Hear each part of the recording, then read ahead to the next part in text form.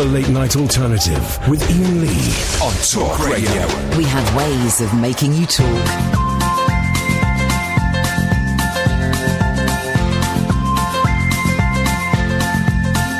There's a voice that keeps on calling me. Down the road, it's where I'll always be. Every stop I make a new friend. Can't stay for long, just turn around and I'm gone again. Maybe tomorrow I'll wanna settle down. Until tomorrow I'll just keep moving on. Down this road that never seems to end. When new adventure lies just around the bend. So if you wanna join me for a while, just grab your hat, come travel light, that's old style. Maybe tomorrow I'll wanna settle down. Until tomorrow, the whole world is my home. So if you wanna join me for a while. I'm bored of that. Yeah, I'm bored of that.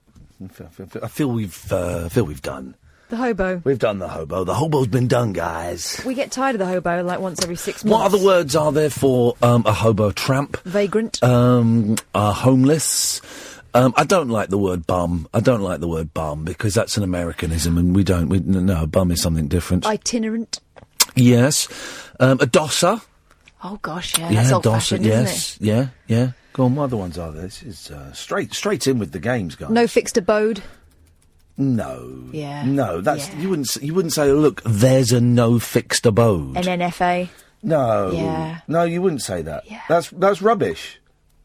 Absolute rubbish. You've made that up. If you read that in the paper of no fixed abode, it means that they're saying they're... No, but you'll use that to describe someone. Yeah. But you wouldn't say... You'd say... You would say, oh, that person is of no fixed abode, but you wouldn't say... You wouldn't say there's... You wouldn't point to them and say, there's a no fixed abode. No, because no one says it in real life. No. It's just a written down thing. OK, things that they only say in newspapers, they don't say in real... Rush to hospital. Bonk. Romp. Sex session.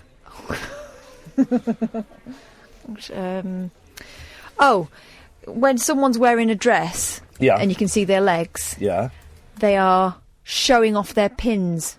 Yes. Flaunting their pins. 0344 499 1000 is the telephone number. Other words for homeless people and showcasing their chest, side boob. Other phrases that are only used in newspapers, please, if you would be so kind. 0344 499 1000 is the telephone number. This is the Late Night Alternative with me, Iain Lee, on Talk Radio, with Time to Change. We'll have a Time to Change hour after 11, which will be great. I can feel it. Because it'll be great. It's a great radio show. What am I talking about? It's a great radio show. I'm not really a fan of Louis C.K. I saw one of his live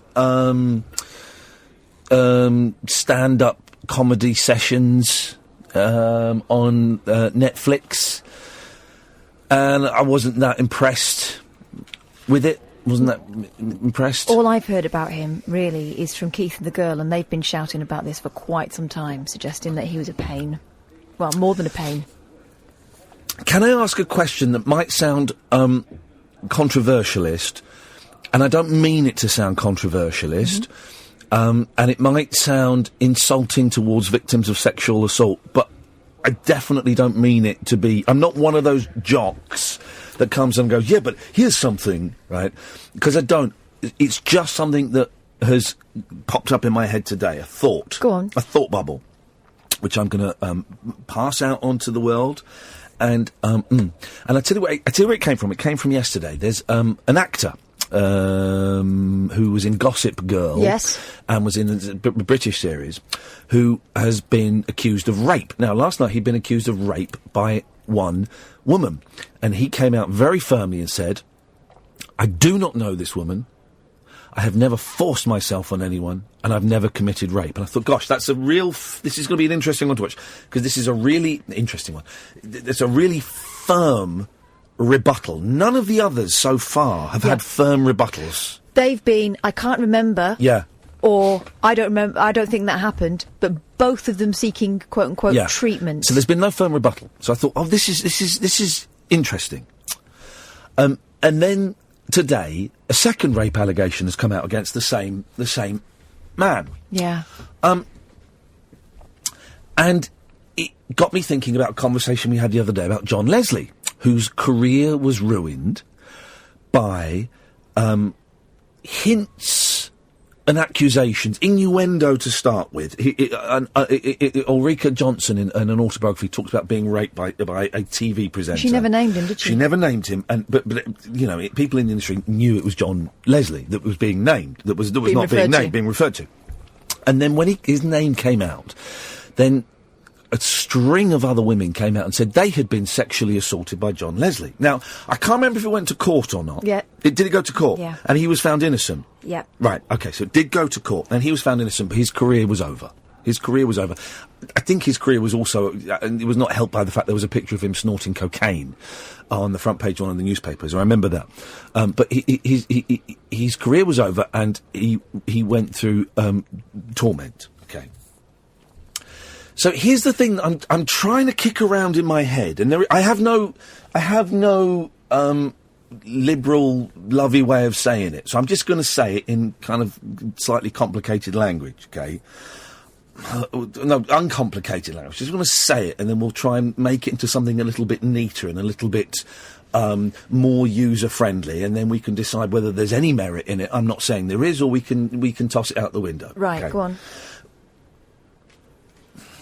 It sounds really insensitive. I'm going to say it. Everyone is believing every accusation that is being made currently about all of these people. This actor whose name I don't even know, the guy from Gossip Girl, about Kevin Spacey, about Harvey Weinstein, about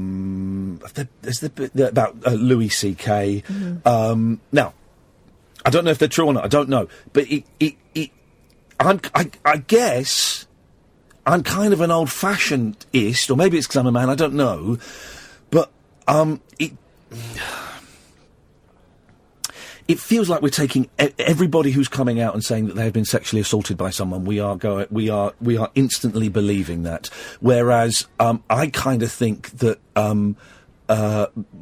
these things need to go through a court of law, and right. there needs to be stuff. I get that. You see what the point I'm trying to make? I get that. And you see why I'm uncomfortable saying that? Yes, because okay, good. you know yes. that for years yes. women have been dissuaded from coming forward yes. because they have not been believed. Yes. Because they've been asked what were they wearing, had they been drinking, had they been yep. going out with him before? I mean, come on, really? Is it just because you don't remember and you're yep. regretting it the next morning? Yes. All these seeds of doubt sown yeah. for years and years and years. And I think what's happening now is that I don't really think that Twitter is the place to be doing it, but yes. the fact that this is coming out and it's being addressed by a bigger society yes. can only be a positive thing. There's some excellent conversations are being had. I think it's a real shame that this is the way that women feel that they are heard more than actually through other channels, but the thing is with this, if you get more than one story yeah. and it all starts to stack up and they're all talking about similar behaviour... OK. There'll be details that are not being given in public. Yes, no, of course, and this is how the police stack up whether they have a case or not, is they will talk about markings on the genitals, for example, phrases that are said, certain sexual, the proclivities that the attacker may have. With these being prominent individuals yes. with heavily choreographed yes. agendas, yeah. their movements will be quite easy to back up. Yeah, OK. Can we play this? Are we safe to play this game a little bit further? Right. OK, supposing there is somebody that I do not like. Right. And I say, well, 10 years ago, this person sexually assaulted me. Mm-hmm. Grabbed I was in a green room with them, and he grabbed my penis and unzipped his fly, and it made me very uncomfortable. Now, right. supposing I'm not suggesting that any of these people that have come out are saying this are making up. It would be very easy for me now, in this current climate, to go on Twitter and name someone and say, well, this person molested me. But if that person didn't do it, yes, they would be within there. They can still get you for libel. Right. And they can get you for what? Libel. You said liable. No. You're still liable for libel. There we go. They can still get you for that. Yes. It's whether you think it's a gamble worth taking, and also bearing in mind yes. that it's highly immoral, given the atmosphere at the moment, to do something like that. Okay.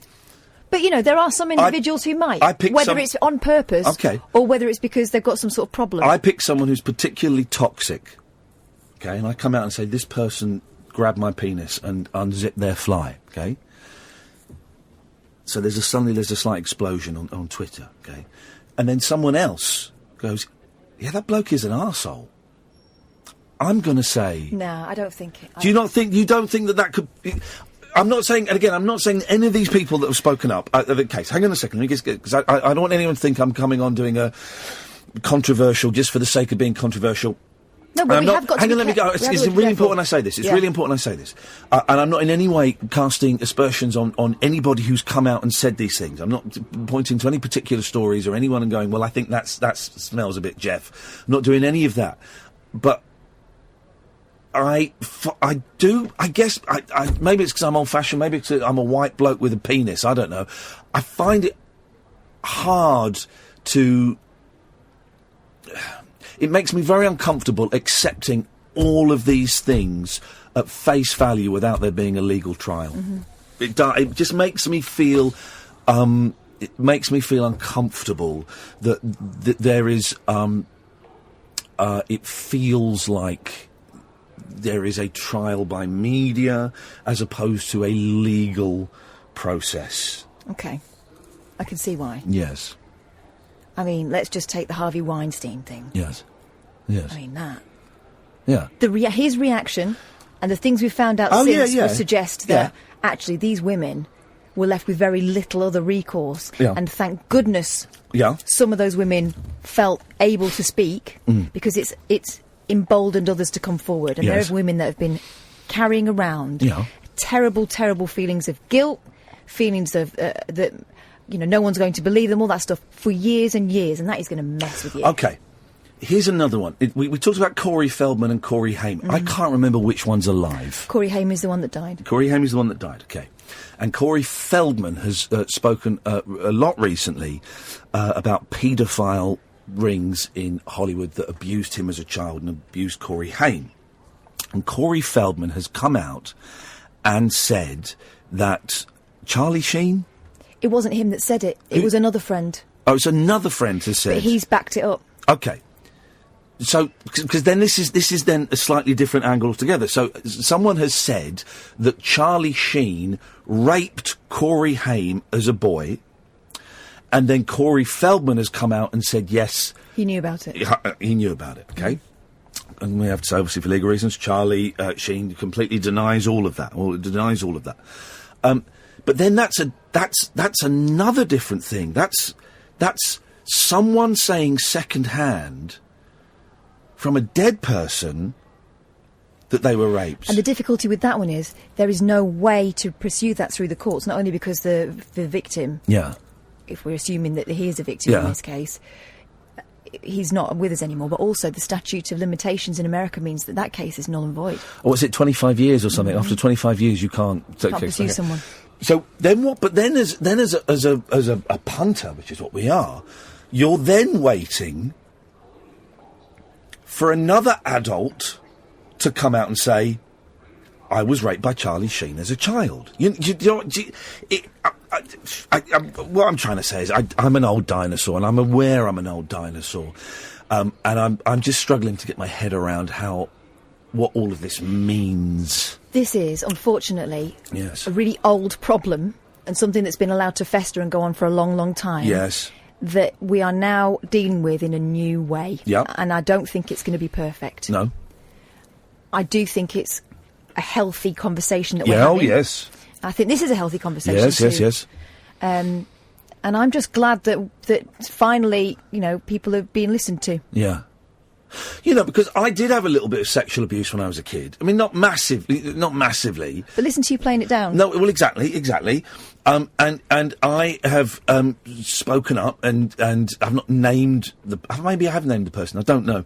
But I've certainly given away enough clues, and I would stand by that, and it's a dead person, and his son is in prison, or was in prison, for being a paedophile, and I know that his daughter still works within the scouting community, which just I find abhorrent because she was there.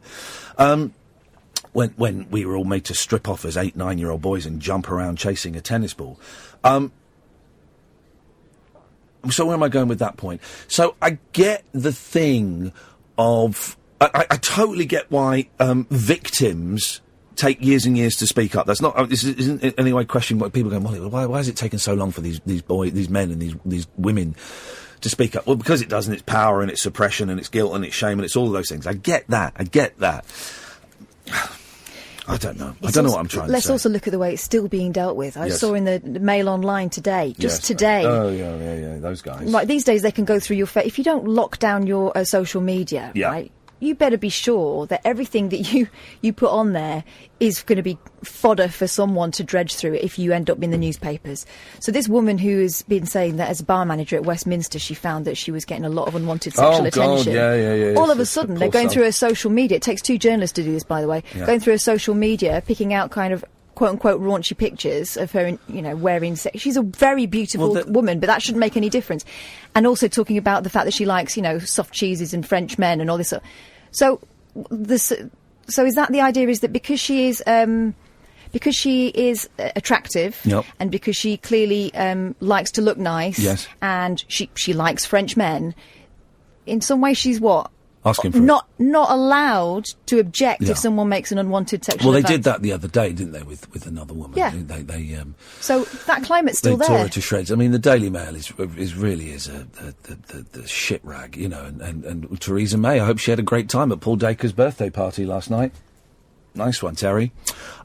We don't have to... Sorry. It's just kind of, it's just where my head was, dear listener. We don't have to talk about that if you don't want to. I know you want the light and the frothy, and we can do all that. Got plenty of the light and the frothy. Don't you worry about that. You can call in about this. This is the Late Night Alternative, and it is one of those shows, that show where you can literally call in about anything you want, and it will be light, and it will be frothy, and it will be heavy, and it will get quite dark. And you can take the conversation wherever you want. Gatford, stay there, I'll come to you in a minute. 2 ways you can get in touch. The 2 best ways you can get in touch.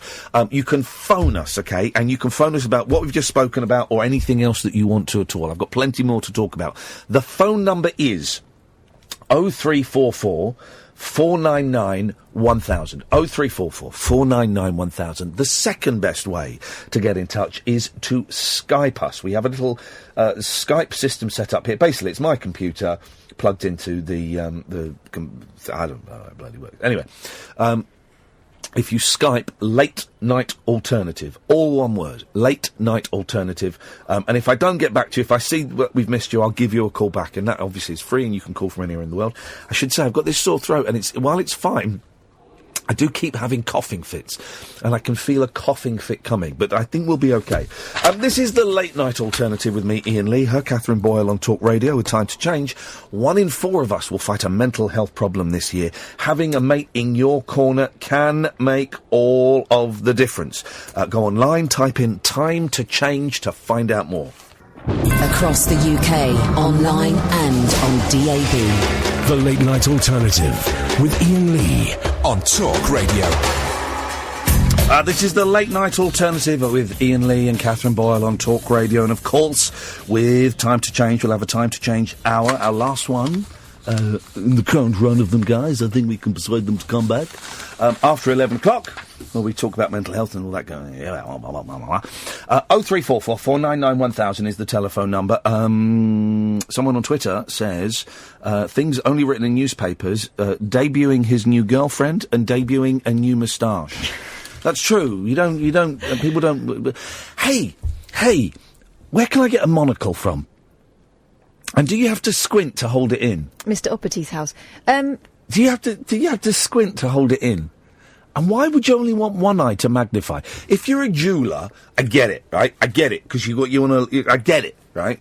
But if you're like a normal human being, why would you only want one eye amplified? I have an answer. Go. I wear contact lenses and specs. Eyewear, yes, I know they are. Listen.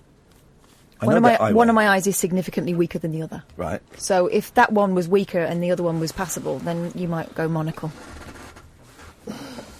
No, I don't think that's the case. No? No. Do you think it's just for pomposity reasons? But you have to squint to hold it in, don't you? That's the thing. You have to really. It takes. I wonder if their eye muscles are stronger on that eye. I wonder if some people can only wear a monocle on one eye and not the other. So many questions. Why don't you get a monocle that has the arm that you'd get on glasses, but only one of them? Or why can't you get a monocle that's got a strap, like a pirate patch? It's so good. They've not thought this through, have they? They have not thought this through. 0344 499 1000 is the telephone number if you want to give us a call. Good evening, Sally. Hello. Hello, Sally. Hello. I know I've phoned you a few times, but I'm really nervous about this one because it's so sort of close to my heart. Yes. And I'm not entirely sure what I want to say, but I felt compelled to ring. It's the sexual abuse discussion that you just had. Yes. Just from my experience, because I've been through the justice system with it. Yeah. The rebuttal thing that you were talking about, I'm not entirely... Sorry, it's echoing on the line. Hang on a minute. If I do this and then go there, is that any better? Hello. Is that better? No, that's right. Sam, call her back. Call her back straight away. Immediately. We will wait. 0344 499 1000 is the telephone number if you want to give us a call.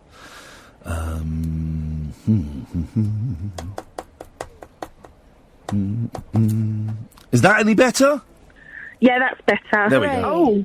Oh, a little bit anyway. Okay. Well, my father rebuted it straight away. Is rebuted a word? Refuted.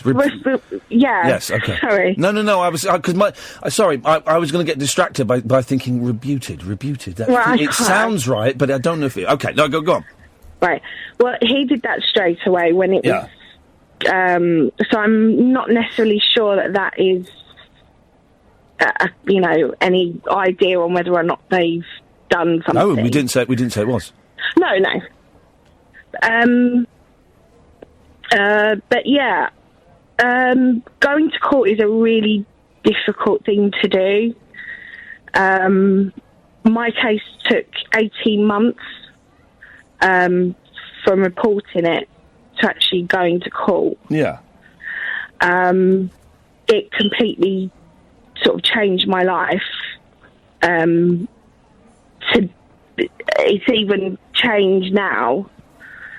I haven't left the house for about 5 years.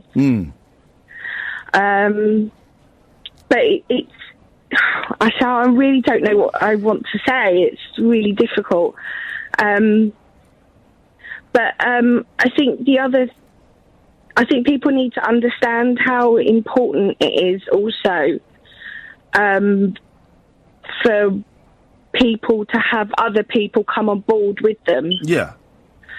Because if I'd have gone on my own, he would have been found innocent. Oh yeah, me and another lad about 6 years ago, we're going to take this, try and press charges against this nonce at the Boy Scouts,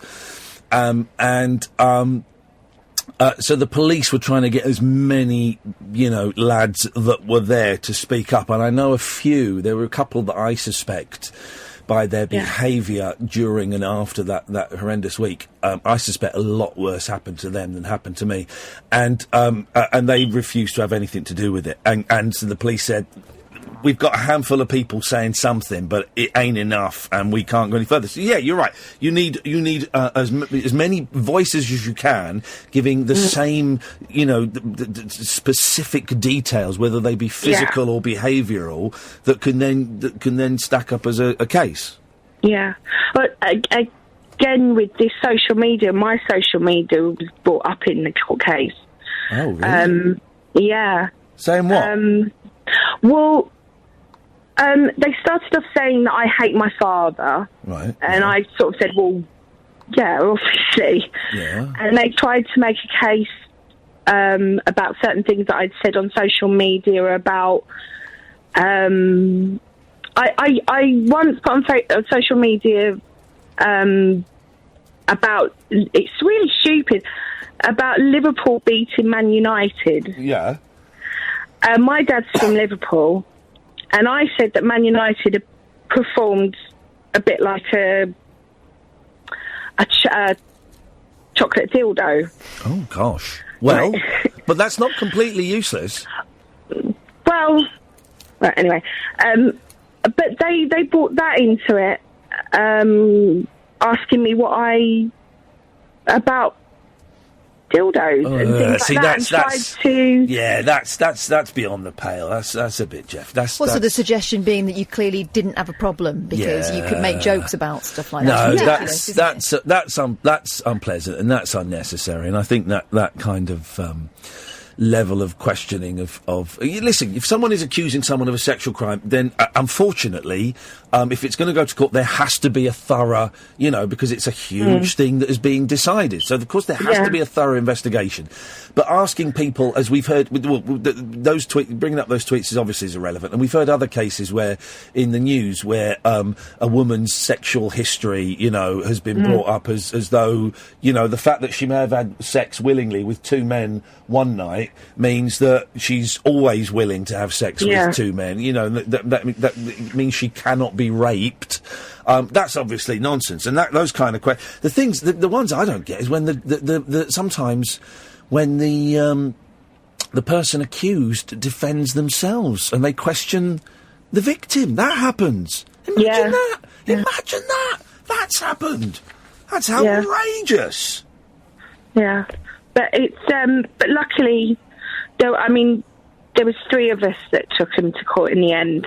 Yeah. And that's why we had to wait. That's why I had to wait so long, waiting for them to sort of come on board. Yeah. But he's in prison now. But I think it's very important what's happening now. I think it's sort of been brushed under the carpet. Yeah. Oh no, it is important. People don't really know how victims react, and what happens to them, and what it does to their lives. Here's the thing, I think that the timing of this is interesting because just 2 weeks ago, before all of this, just before the Harvey Weinstein thing broke, just before. Yeah.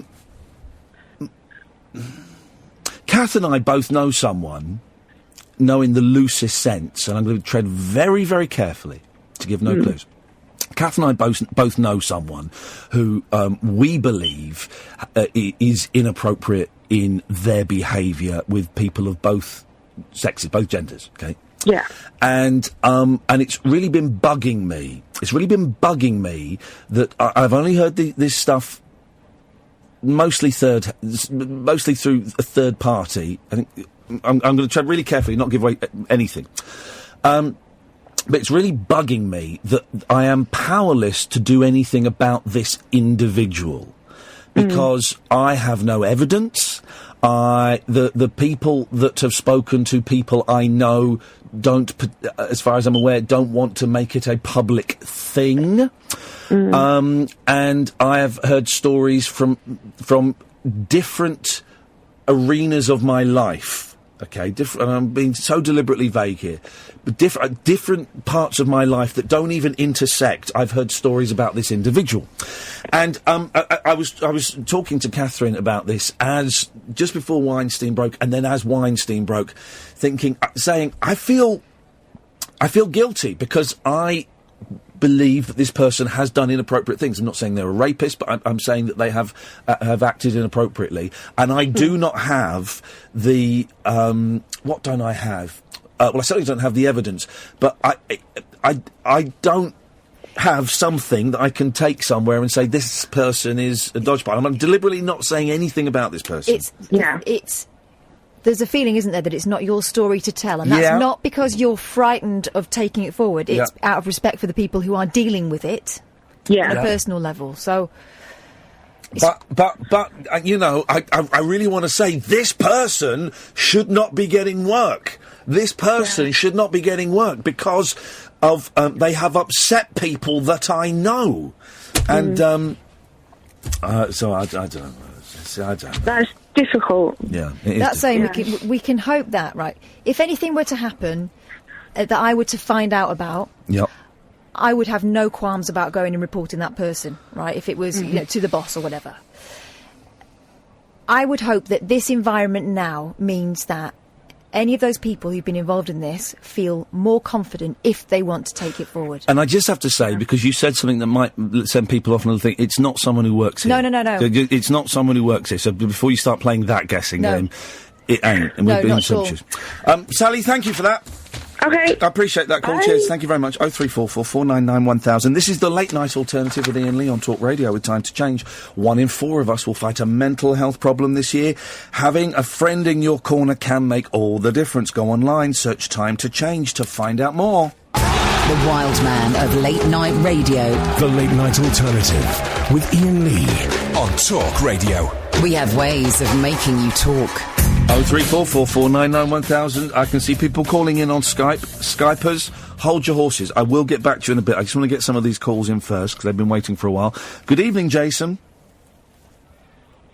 Hello. Hello, Jason. Hello, mate. Yeah, I want to talk to you about jury duty. Yeah. Have you ever been called up for it? No, I haven't, sadly. I would love to. No, well, I have recently. And it's a good one as well. It's like when somebody dies and you have to go that one. Yeah. But the thing is, I take sertraline, and I suffer from anxiety and depression. Yeah. So I've had them saying that I need to be called up, so I've written back to them and said I can't and gave them some evidence. But that was like 2.5 weeks ago, but I had nothing back, so I'm starting to get a bit more like nervous. When is your due date? It was December the 10th, I think. Right. Well, is there not a phone number you can phone?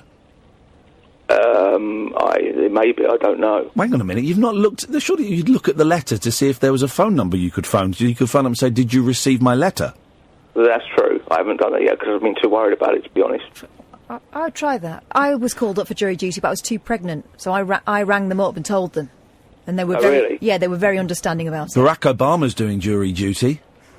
Well, he actually turned up and they dismissed him, didn't they, today? Well, yeah, I mean, you can't have the ex-president of the United States True. on there. Well, I would have thought, it would have been very easy, I would imagine, to get a note from your doctor signing you off. £27. What? Really? £27 they're charging now. Flippin' heck. Me and my girlfriend went on holiday and she needed something because she's got like an implant in her chest to monitor her heart. It's not a heart monitor, it's something like that. And she had to pay £27 just in case she goes through the old... Doodah. Yeah, for the security. The old doodah. Flippin' heck. That's outrageous. Well, then, I would have thought, Jason, you send them a letter. I would have thought that there will be a number on there, and what day are we today? Thursday. If you give them a call tomorrow, I'd imagine those sort of places, they tend to open at 10 o'clock in the morning. They're 10 o'clockers, aren't they? And find out and just say, look, have you got my letter? I'm getting really anxious about this. I'm really worried, and be really honest and open. And, mate, you can ham it up a bit as well.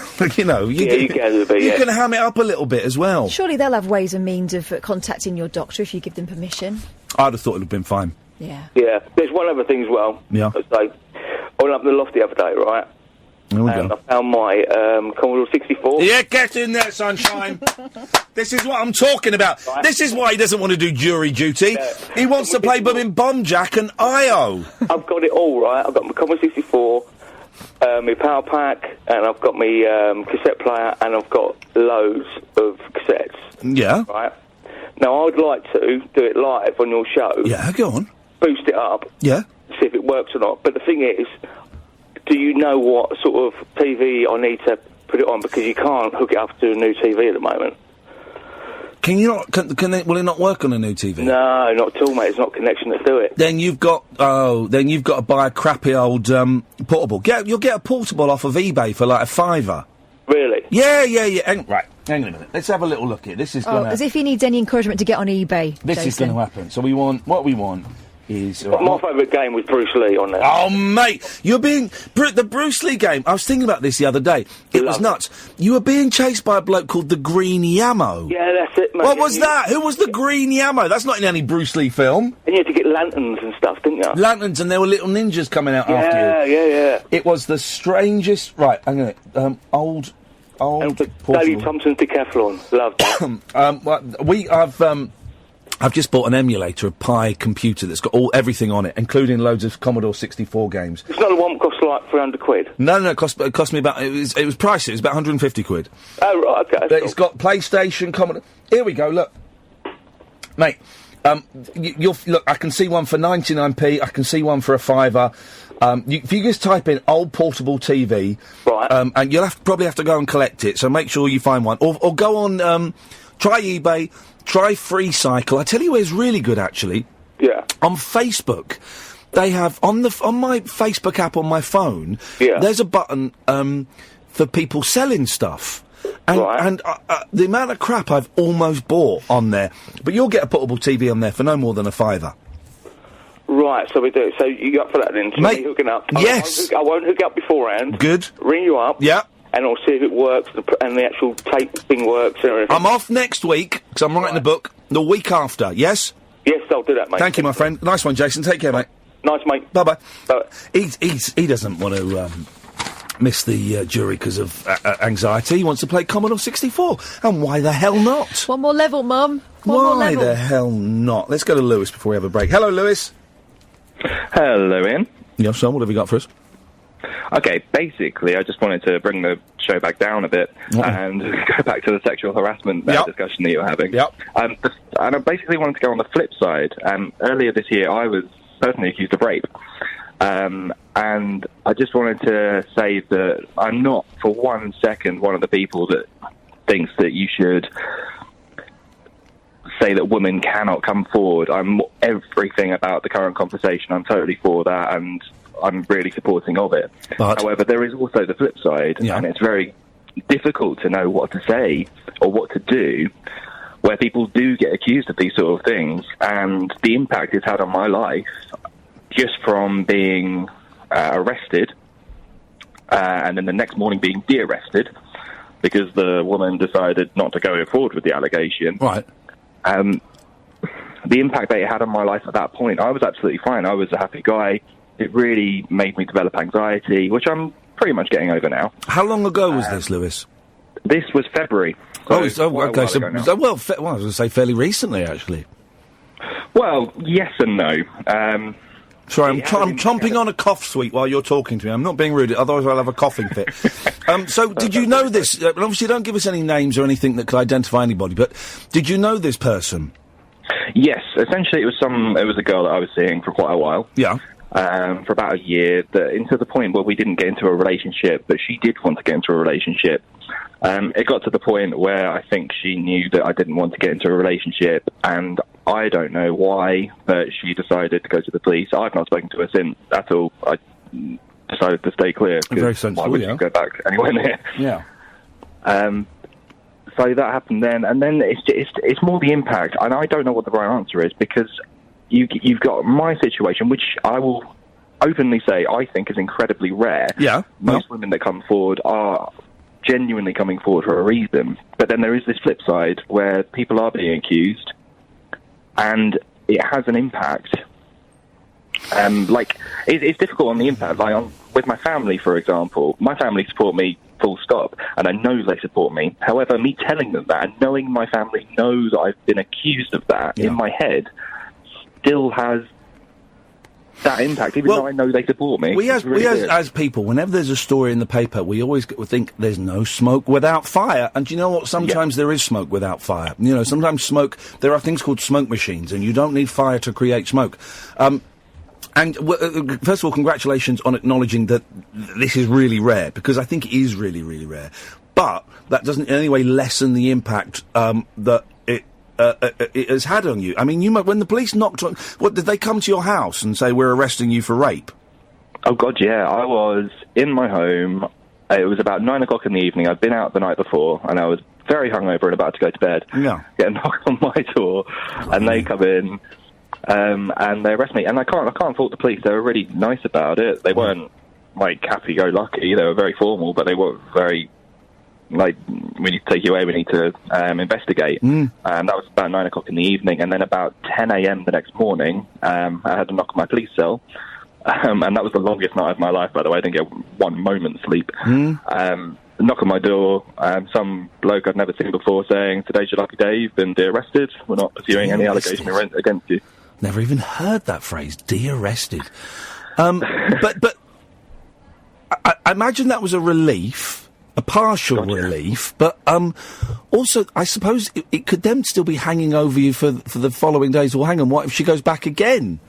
And completely, that was exactly the case. There was a few days afterwards where I was panicking. Every time my doorbell went, I would freeze and I wouldn't answer it just because I was scared of being taken away again. Yeah, and it's all very well knowing that you didn't do anything in that aspect, but it's such a thing that you can't really prove either way. I was already in a sexual relationship with her anyway. Yeah.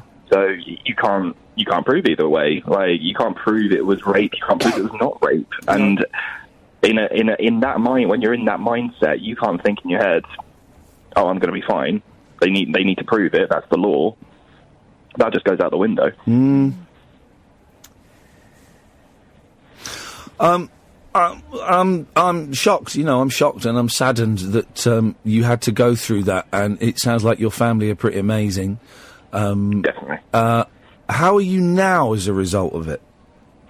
I would consider myself, I'm mostly fine. It's still in my head. When the doorbell goes these days, I'm a lot better than I was, but even now, I'm like, who's that? Because it's always in your head. All the stuff... Go on, sorry. I was just going to say, everything that's in the papers at the moment and on Twitter and social media about all these celebrities is really interesting, because I'm lucky enough not to be a celebrity. I'm lucky enough to not have my name crawled through the mud and then lose my career. The next day after I was arrested, I had to tell my boss what had happened. And again, all year with my boss, my boss has been supportive. So I've not had any issue with my boss, but in my head, I'm like, what do you really think of me? Yeah, of course. But thankfully, I still have my job. I'm not a celebrity. Can I ask, what's happened with her? I mean, does she not risk being arrested for making a false allegation, like a malicious allegation, or is just let go? Well, I spoke to the police a few days later, because I got to the point where I was panicking so much, I just wanted to call them up to find out what actually happened, because the information I was given, you've been arrested, she doesn't want to pursue anything, and I'm like, that doesn't... What just happened? And I called up, and the only part of where I got a bit of a snotty police officer reaction was the person who was involved in the case called me up to say, basically, what do you want? And I said what I wanted, what's going on? And they said that, what did they say? They basically said that because the police had told her it would be your word against theirs, she didn't want to go ahead with the allegation, as it was at the time. And no contact from her? You said you've not contacted her. She's not written to you or texted you or phoned you or anything since then? No, nothing at all. It's been very silent, which is thankful. Which is great, I suppose. Yeah, of course. Yeah, I wouldn't mind anything like that. And it's the thing that's in my head, because obviously she knows people I know, and you worry that all your friends are going to disown you, because, like you say, it's an incredibly rare thing to be a false allegation. So in your head, you're going to think your friends are going to go against you. But I don't know. I think I've got the luckiest, the best people in the world around me. Lewis, supportive as well. I really appreciate you phoning in and sharing that tonight, mate. That's quite an incredible sequence of events. Thank you so much. No problem. Cheers, man. Thank you. Bye-bye. Gosh, isn't it though? Isn't it? Wow. What's an opening 50 minutes, guys? Gatford, I'll get to you next, I promise. 0344 499 1000. This is the Late Night Alternative. The Late Night Alternative with Iain Lee. Unfiltered night talk with the original king of unconventional conversation on Talk Radio. We have ways of making you talk. Evening, Gatford. Evening, boss. How's it going? Yeah, oh, yes, oh, yes. I was just going to ring up and say vagabond. Yeah, there we go. Yeah, vagabond. That's a great one. Yes. Or so-and-so's baby joy. For a newspaper headline. You never hear about anybody. They just say, like... Oh, I thought you... hang on. That was close enough for it to have been a description of a homeless person, but far enough away from it for us to both be scratching our heads. Yeah, things you only hear in newspapers. Yeah. I tell you what they don't say anymore, and they used to say it a lot, and we used to say it at the end of a lot of 11 o'clock show films we did, was what's the phrase of I left as quickly as I could and handed my evidence into the police. Do you remember that? There was a better phrase than that. I made my excuses and left and handed my evidence into the police. That was it. I made my excuses and left and handed my evidence or my dossier or my file into the police. No one says that anymore. That's a great line. That's what we're going to do. We're going to bring that back. We're going to make our excuses and leave and hand our dossier into the police. 5 to 1, just end on that. I think that's what we're going to do. We've not had a lock-in this week, and it's because me and Kath are absolutely knackered. Well, you sound like you're about to sort of give up the ghost and start croaking again. I don't know what's going on with my voice. I think you don't rely on it. I've got a little bit of a cold. My falsetto has gone, so I can go, don't stop me now, because I'm does it go falsetto, that song? I need a song that starts low and goes... You want to have a good time. No, I need a song that starts low and goes into a falsetto. Tell Jerry we haven't got time. We'll speak to him after a little bit later on. Anyway, I got. Yeah.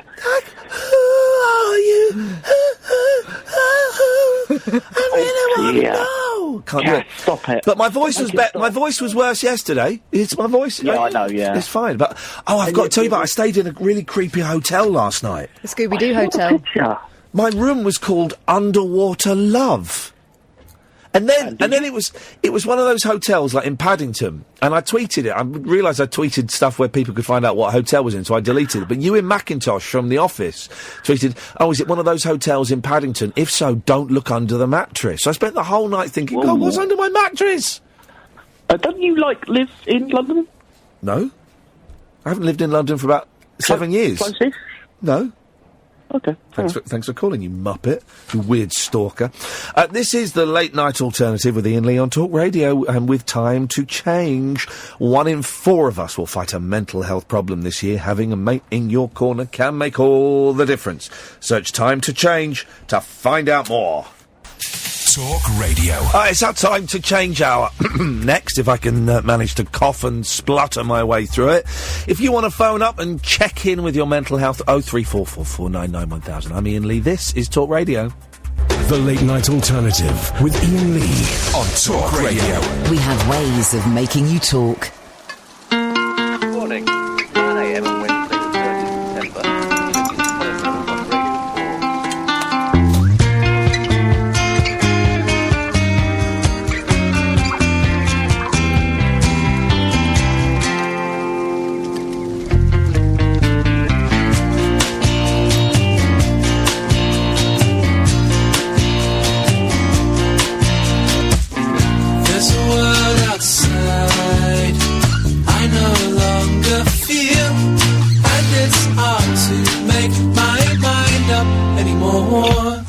There's a girl who's kind, waiting at the door, and she wants to make you happy in her own way.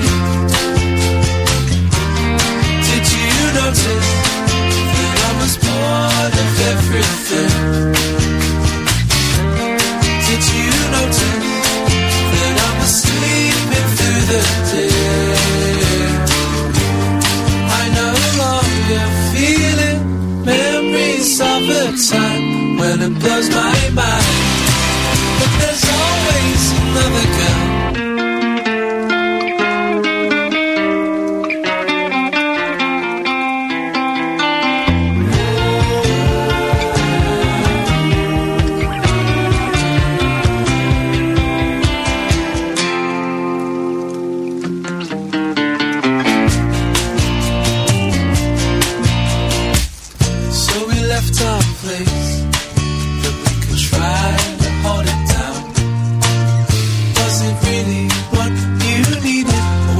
what you should do. I'm alright, and you know that you're looking fine, but I still listen to that music every night. Did you notice that I was bored of everything? Did you notice that I was sleeping through the day? I wish I could see it. Memories of a time when it blows my mind, but there's always another girl, another time, another place. Don't just let things get in the way. Sitting in the graveyard, in the church, nursing a child, green on the other side.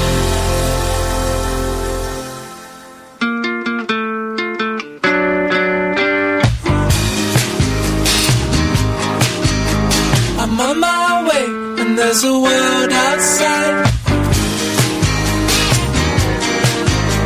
I've got my ticket, there's a world outside. Here we go. I'm on my way. I simply cannot get enough of that song. Isn't it wonderful? Hollow Hand, A World Outside. We had Max in the studio earlier this week. If you missed it, it was out as a podcast. You can get it on iTunes. You can get it at talkradio.co.uk. It's such a good song. And I've heard tracks from the album that's going to come out next year. Just incredible, man. Just incredible what he can do. And I found, to neatly tie this in, when I was kind of, when I am not on my darkest depths, because when I'm at my darkest depths, I just have to lie there and I can't move. But as I'm one of the tools I've picked up to help with my depression is music, is going out walking and putting my iPod on and listening to music and putting it on shuffle. And you'll be... Here's the thing with the iPod shuffle. It's almost like God is playing it, isn't it? Just sometimes, the perfect song will come up and you'll go, ooh, who selected that for me?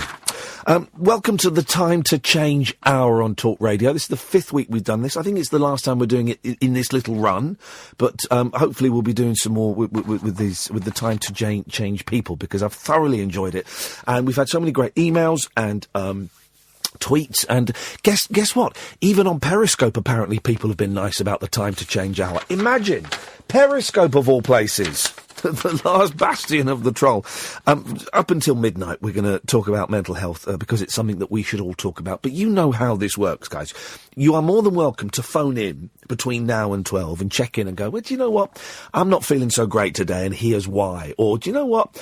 I've had a really tough month, but actually I think I'm starting to come out. You can do that between now and 12. But I also get why you might not want to do it in an hour that is specifically targeted at talking about mental health and depression and anxiety and, all of our weird kind of strange little things that we have that help us get through the night. And if you don't want to phone in now, that's fine. You can phone in after 12. You can phone in tomorrow. You can phone, on this show, you can phone in anytime you want and talk about it, because that's kind of what we do here. We will be discussing the highs and lows, and the kind of theme with this Time to Change kind of tie-in has been about having a friend, a mate, a partner, a colleague, a brother, a sister, having someone who's on your side. And it doesn't necessarily need to be so you can phone up and constantly talk about being depressed and anxious and stuff, because, I know when I'm depressed, I don't really want to talk about being depressed because it's just boring. I feel like it's so boring. Why would anyone want to hear about this? So sometimes it's just nice to phone up and say, hey, do you know what? I bought a Dreamcast and I've been playing old video games. Or I went and saw a terrible, terrible Vince Vaughn film today. Sometimes it's nice just to do that. If you want to call, 0344 499 1000 is the telephone number. We're free for most of you. pennies at most. You'll speak to Katherine, and she will take your name and number, and she will call you back. And if you don't want to use your real name, you haven't got to use your real name. So them's the rules, guys. Those are the very kind of slack rules that we have. We got a couple of guests, but we will, of course, find time for you to talk. Let's go to Joe first. Evening, Joe. Hiya, how you doing? I'm doing very well. How are you doing? Excellent. Yeah, very good, thanks. I have your biography in front of me. I know everything about you. I know how old you are. I know everything about you, man. First things first, and this is the most important question. How long does it take to grow a beard like that? Because I've got a beard, and I've for the last couple of years, on and off, I've had a beard, and I'm sticking with the beard. But I when it gets a little bit too bushy, I go and get it trimmed. I go to the barbers, and I went today, and I got them to do a number 3 on it. But yours is the full-on, it's a striking-looking beard. It's a powerful piece of facial hair. How long does that take? It was the best part of a year. Wow. I've not got it. Oh, shut up! I go through crises of beard confidence periodically. I know what you mean. I know exactly. You're like, it's just too straggly, and then trim it and immediately regret it. Have you got one of those? A couple of months stubble now. Have you got one of those chins that needs a beard? I don't know if you've ever seen Noel Edmonds without a beard. It's the strangest looking thing. He's one of those people that is meant to wear a beard. Yeah, my wife spent a long time, not nagging, but kind of repeatedly encouraging me to lose my beard. And then as soon as I did, I walked into the bedroom and she said, "What have you done, you idiot? You look like an egg." For those who don't know, who haven't got the benefit of this picture, Joe doesn't have much hair on the top of his head, but he can certainly grow it at the bottom of his head, which is good. How are you feeling, man? You say, because we have a kind of running gag is the wrong word on this show, where people throw around that phrase, "Oh, so how are you?" And of course the correct response is, "Yeah, I'm fine, thanks, how are you?" And I'm sometimes a little mean to my listeners, Joe. If they phone in and say, "How are you?" I'll say, "Well, I'm glad you've asked, because today I felt suicidal, and I couldn't get out of bed until 4 o'clock in the..." And I'll lay it all out there, But so I'm going to ask it, and I mean it. How are you today, Joe? Well, thank you very much for asking. No, I'm good, actually. I have to kind of actively monitor my mental health. So I look out for warning signals. If stuff's not great, then I have to be particular about resting, about doing more exercise, around not working too much, that kind of stuff. But generally, at the moment, it's pretty good. No, it's interesting you mentioned the warning signals, because I've only in the last couple of years started to get them, started to recognise what they are. And it isn't always I go from feeling good to feeling bad. It can just... this is a strange one, right? And I don't know if you'll get this. If my driving starts getting erratic, and I start taking more risks when I'm driving, I'm well enough now that I know there's something not quite right with me. Do you know what I mean? Yeah. Have you got anything like that? Any of those weird little things that only mean something to you? Yeah, there's a couple of things like that. I start to get more grouchy on the tube, so I live in central London, travel around a lot by tube. Yeah. And it's, the little kind of bumps and jostles that are just part of everyday commuting. Yeah. If they start getting... and nothing has ever happened, I don't think I would ever do anything, but you kind of just really getting riled by that and taking it more personally and almost looking for confrontation and unfairness. Yes. So that's just being more grumpy. That's a warning sign. And also, if I'm well, then making time for stuff for me and for exercise is quite straightforward. Yeah. And I've got no problem doing it, but I kind of revel in the busyness of work, and you almost become like a hamster on a wheel, thinking, "I'll just do this, I'll just respond to this email, I'll just do this thing because I'm really, really busy, and then I'll go for a run a bit later, then I'll do that, and by the time you've kind of prioritised your day, it's 7 o'clock at night, you're still in the office and you've not been out for a run, you've not found time for a proper lunch break. It's that kind of freneticness and needing to be busy that's a warning thing. I really I'm going away next week. I'm taking the week off to do some writing, and I'm really toying with the idea of maybe not. I'm going to say it, and I can't even say it out loud. Maybe not even taking my mobile phone. I don't know, because this whole thing, John, and I know you kind of we'll talk about your work in a bit, but that whole thing of you are always contactable, whether it's email, it's text. I'm constantly checking Twitter. You know, Twitter for me is like a crack addiction in that I'm constantly looking for that validation from strangers, you know, that give me a little endorphin rush. The whole world is on your telephone, in your pocket. And I really do, I don't know if any studies have been done into this, but I really think the power of the mobile phone and the fact that, you know, work can reach us at any point in the day, I think that's really detrimental to, to mental health, but just our general kind of well-being. Yeah, the winking red light of my work BlackBerry back in the dark ages, you know, when people had BlackBerries. That was, you know, so compelling. As soon as that light started winking, I had to go and check it. And, yeah, as you say, the Twitter and Facebook, you know, when you share content and you think, oh, that's a real winner, people will like that. You know, I'll just see if anybody, oh no, but I only posted it a couple of minutes ago. I'll check it again in a minute. Yeah. And they're designed to be addictive. I found myself, you know, with my kids in the park, my two wonderful little boys who are everything, and instead of watching them playing, because they ain't going to be 7 and 5 for much longer, I'm looking at my phone, and I'm really trying to make an effort of when I go out for dinner with friends, when I go out to the park with the kids, of at the very least leaving my phone in the glove compartment and just enjoying. You know, there's something so pure about watching a 7 and a 5-year-old boy playing in a park. There's something so wonderful about sitting down, having a meal with a friend, and, you know, and if the conversation dries up, that's brilliant. The conversation dries up. Sit there awkwardly in silence instead of fishing out your phone to have a look around. And I think that we're losing. Maybe I'm going off on one here, I don't know. But we're kind of losing the small things that are important, that are really important. You know, kids playing and meals with friends, they're important. This job ain't important. What you do, that's not really important in the great scheme of things. Yeah, no, I would agree with that, especially when half the people you're Facebook friends with, you know, on average you got, 300, 400 Facebook friends, and most of them are people you've not seen since junior school, you don't really care about anyway. You know, rather than people you prioritise to have a dinner with. But, Joe, tell us if I ask anything that's inappropriate, just say you don't want to answer it, and we'll move on, and it's fine because you know. And I feel I know you, having read this 1.5 pages document on you. When did you work in quite a stressful job? When did you first get ill? When did you first realise that there was something not quite right?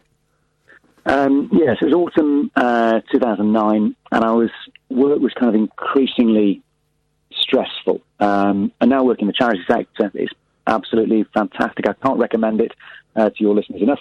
But at the time I was in financial services, fairly combative, fairly direct kind of culture. And if you had stress, you just sucked it up. You were reasonably well paid. You just got on with it. Yeah, that was part of the gig. Yeah, absolutely. Everybody knew what they signed up for. And that was that. And I kind of became more and more stressed.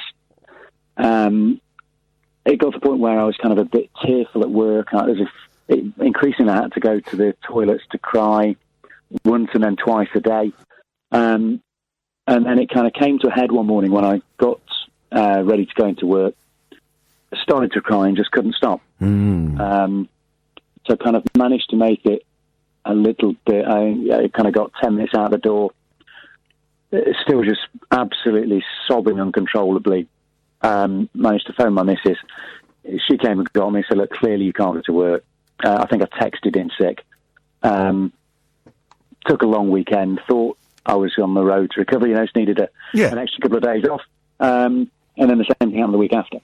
And that was the start of probably 6 to 8 months of being really quite unwell, suicidal thoughts every day.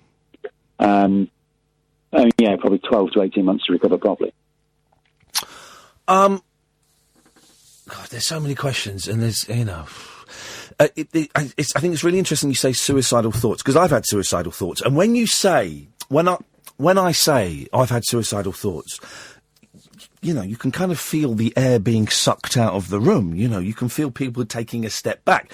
Now, what I mean by when I say I've had suicidal thoughts, it's not I've been sat there with the pills, or I've been in the bath with the razor blades, or you know, it's not got there. But I have just thought quite calmly and quite coldly and quite logically that my family and my work and the world would be a better place without me. If I were dead, the world would be a better place. I'd be better because I wouldn't be in this eternal, heavy, black blanket of misery that's weighing me down. And here are 1 or 2 or 3 ways that I could possibly go around doing it. And I think it's really good that you're saying, not good that you had it, but good that you're saying you had suicidal thoughts, because depression is a huge killer of men. We all know that. That stat gets bandied around, and it's horrific. But I don't think enough people say, yeah, I've had suicidal thoughts. I've wanted to be dead. But my default setting, if something went wrong, big or small, I would say out loud, "Oh God, I wish I was dead," and and I meant it. It's proper nuts. Yeah, but I think we need to move it. I mean, I don't have those thoughts anymore. I now recognise that they were, a symptom of illness. Yep. But at the time, I wasn't able to rationalise. Yeah. Exactly as you said, I thought the world would be better if I wasn't in it anymore. But I think it's essential that we move as a society, and this is particularly for blokes. I think we're particularly poor at it. We're not very good at going to the doctor. We're more likely to kill ourselves when we do become mentally ill. Yeah. It's just being able to say to people, this is what I feel like, and for people to empathise and say, shit, I don't know what that's like, but I'm sorry you feel like that. Is there anything I can do? Do you want to go out for a pint? Do you want a cup of tea? And normalising it. I was really lucky in that I had my wife, then girlfriend, was hugely supportive. I was able to be... We had a friend who'd gone through something similar. Yeah. Who found it hard to talk about. And I think because we kind of experienced it secondhand, it was easy for me to be open. So I was very open about my symptoms and how I was feeling, so all of my mates knew. And as you say, it wasn't anything that we spoke about day in, day out, because it is actually quite boring. What are you going to say? It really is. Today I felt shit again, and I wanted to end it all. Yeah. It's a kind of a conversation closer, isn't it, really? Yeah, but it's, for me, the way we talk about mental health and physical health, and again, this is for blokes in particular, I think, is so different. If you say to a male friend, playing football, and I went over, had a bad tackle, and I've done my cruciate ligament, nobody will know really what that means. Yeah. But they'll say, oh, no, what's that? Oh, well, I'm in a plaster for so long and crutches for so long. Oh, so how long does that go on for then? And when are you going to be walking again? And when are you playing football again? We'll quite happily, we don't know anything about ACL tears or repairs or surgery, but we'll quite happily talk about it and engage with somebody at that level. And that's, for me, is the big difference where in attitudes to physical health and mental health, which is just weird. Yeah. It is. I don't want to dwell too much on the war stories because I do like a good war story. But the point of this is to inspire hope and courage in people who may be going through this. How did it start? Was there a point? Well, what did you do to get well? There we go. That's the short version of it. What did you do to get well? How did you make a difference? It was probably a combination of 3 things, I would say. Yeah. And that's exercise. So for me, that worked because it was getting out of the house and there was kind of a structure. It's kind of safe space, it was safe conversation. And there was, I knew what we were going to be talking about, and I didn't need to be too... Socially, it was, I became kind of quite awkward, so that was, it was just a safe space I could operate in, so that was, made a big difference for me. And also kind of running around and being physically active is hugely helpful for me. I took medication. Yep. I was on antidepressants for probably a year or so, and I had counselling. Okay. And I think it's the combination of the 3 things. Without one of them, I think I would have struggled. Yeah, and I should say that this is what worked for you, Joe, and I've shared what's worked for me, and some of this might work for you, all of it might work for you, dear listener, none of it might work for you. You've kind of got to really look around and try and get the combination of things that work for you. How did your wife cope? Because I think that... you're right. When someone's got a broken leg, you know that they're going to be in a cast for 6 months, and you got a time frame. You know when it starts and roughly when it's going to end, and But when it's something like this, the end point is indeterminate. You don't know when that is, and I always think it's such a strain on the partners of the people that suffer from depression, because they are seeing the person that they love the most in the world miserable, battered, absolutely battered. And it's quite often, people would say to me, what can I do to help? I don't know. I just don't know. How did your wife cope? And how did you communicate with her what you needed from her? That's a really good question. Yeah, it's a tough one, isn't it? The communicating bit, I mean, I wasn't great at it when I was at my lowest. Yeah. But I think it was just, a lot of it was just persistence, and hanging in there and just repeatedly saying, is there anything I can do? Yeah. And just kind of muddling through, it's, I don't know that the kind of golden rules. No. Around kind of partnership support. Though I would say that there's loads of great resources on the Mind website in particular. Has got loads of information for friends, family members, partners. Yeah. That can probably make a better job of giving guidance than I'm managing to. No, exactly. I'm not, I'm not looking for the answers from you. I was just kind of curious to get your take on how it went with you, because it is tough, because sometimes I want to be on my own, sometimes I want someone to sit there, sometimes I wouldn't mind a hug, sometimes I'd like to watch my favourite TV programme, sometimes I want you to piss off. It's tough on that person that you're living with, isn't it? Yeah, and often there's not a right answer. No. I'm going to be sad, you can try this, oh no, that's maybe worse, try that, oh that's maybe worse as well. And it is hard. And I didn't realise actually how hard it was for her until I started to get better and started to get a bit more perspective, and we were able to chat honestly about it. And she said how worried she'd been about me and how that made her feel. And it was a tough time for both of us. Well, it is, and I think that's the same with any illness. The patient never realises just quite how stressful and upsetting it can be, for those around. When did you get married? 4 years ago. And I nearly said it's going okay. What a terrible thing to say. Sorry, I don't. Yeah, and if it's not now's not the right. Now is not the time to have that conversation. I don't know where that question came from. Ignore that one, Joe. Ignore it. It's going beautifully. Good. I'm glad to hear it. That's a relief. Good. We were all right. You quit your job as well, and because quite often I'm really lucky that I've got the best job in the world, and I love this job, and I hope I do this forever and ever and ever.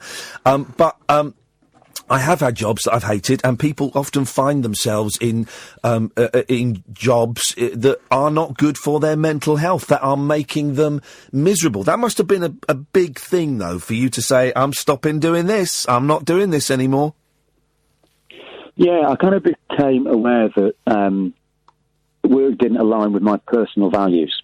So I worked in wealth management, so a lot of it was kind of offshore bank accounts and yacht finance and, stuff for people who've got shed loads of money, and helping them avoid taxes. Wow. And it was stressful work. It wasn't particularly pleasant work. I wasn't working down a pit. It wasn't particularly dangerous or anything, but it wasn't particularly enjoyable, and I realised it was making me unhappy, and I think contributed to me being unwell.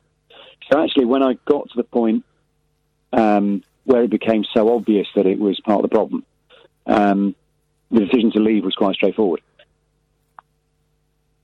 That's quite. I love the matter-of-fact way you say that, and it makes perfect sense. It makes perfect sense. Did you, as soon as you made that decision, did you feel a lift? That weight kind of moving from your shoulders a bit. We've lost Joe. Yeah. Oh, he's still there. I thought we'd lost you. Go on. Oh no, sorry. Go on. That was my pause. Oh no, I like that. It was dramatic, and I ruined it. I apologise. I was building the tension. There were, so obviously moving from banking to the charity sector, I've taken something of a cut in income. So there was some stress around the transition. Yeah. My wife's an actor, so can we afford to live? What do we have to, does it work being in London?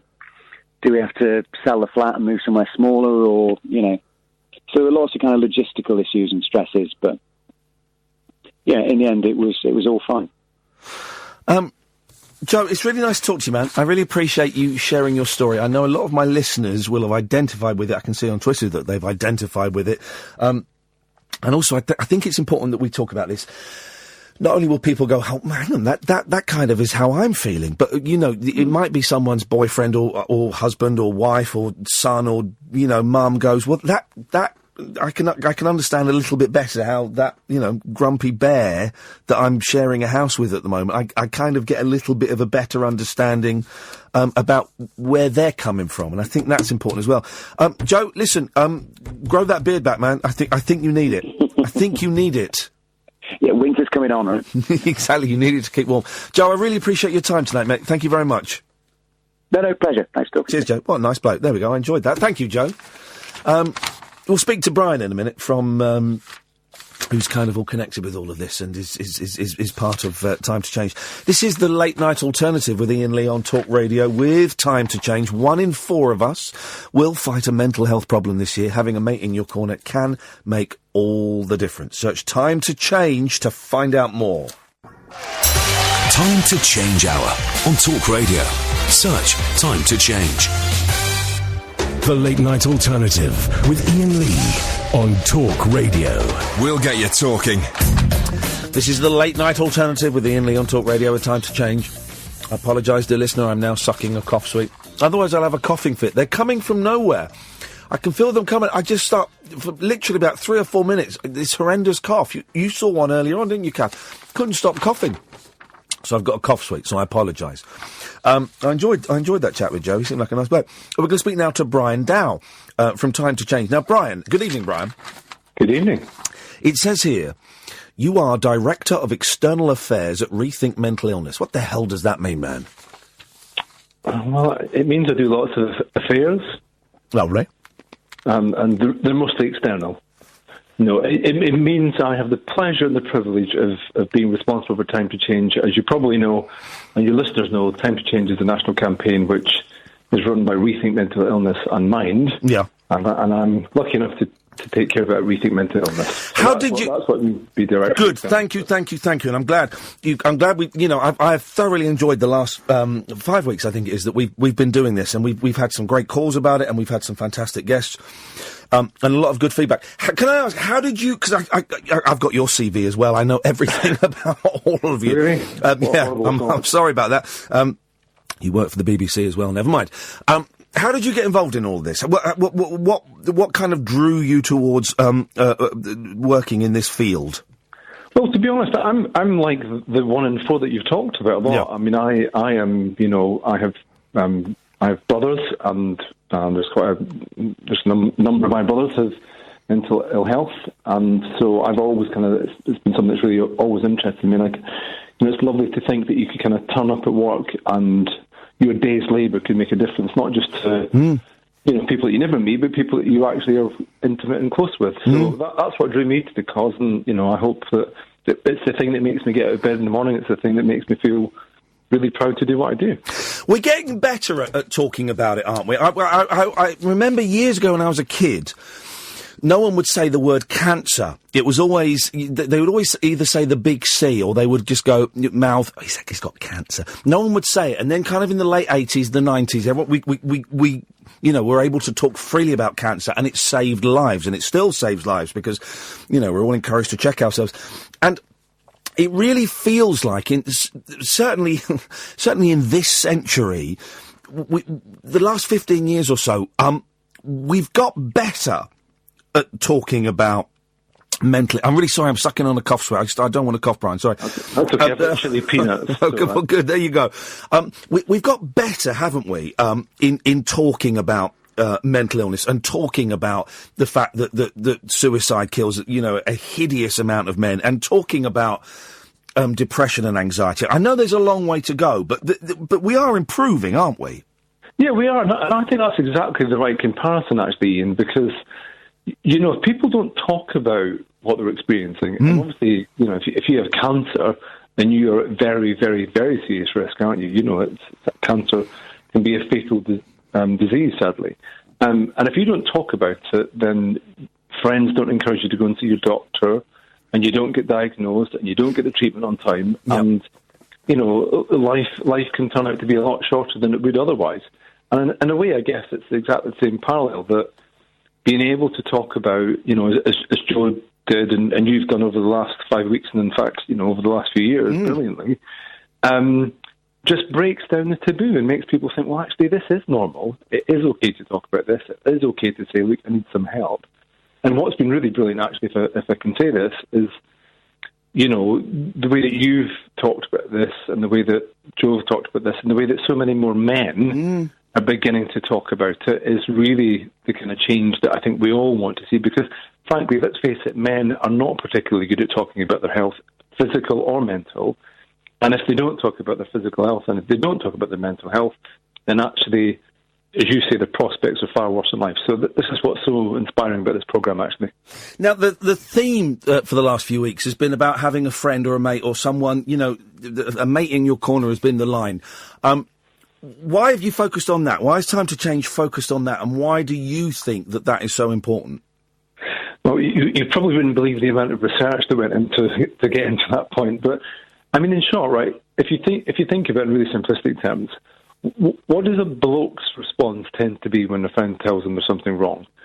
They want to step in, don't they? They want to help them. They want to say, let me sort this, let me try and be there for you. And blokes are kind of good at doing that. They're not particularly good about talking in depth about feelings, but they'll be there. They'll want to be at the end of a phone, or they'll pop round, or they'll lend some money, whatever the kind of particular problem happens to be. And that kind of notion of brotherhood, being there when you need it most, is kind of what's kind of driven us to run the campaign the way we do.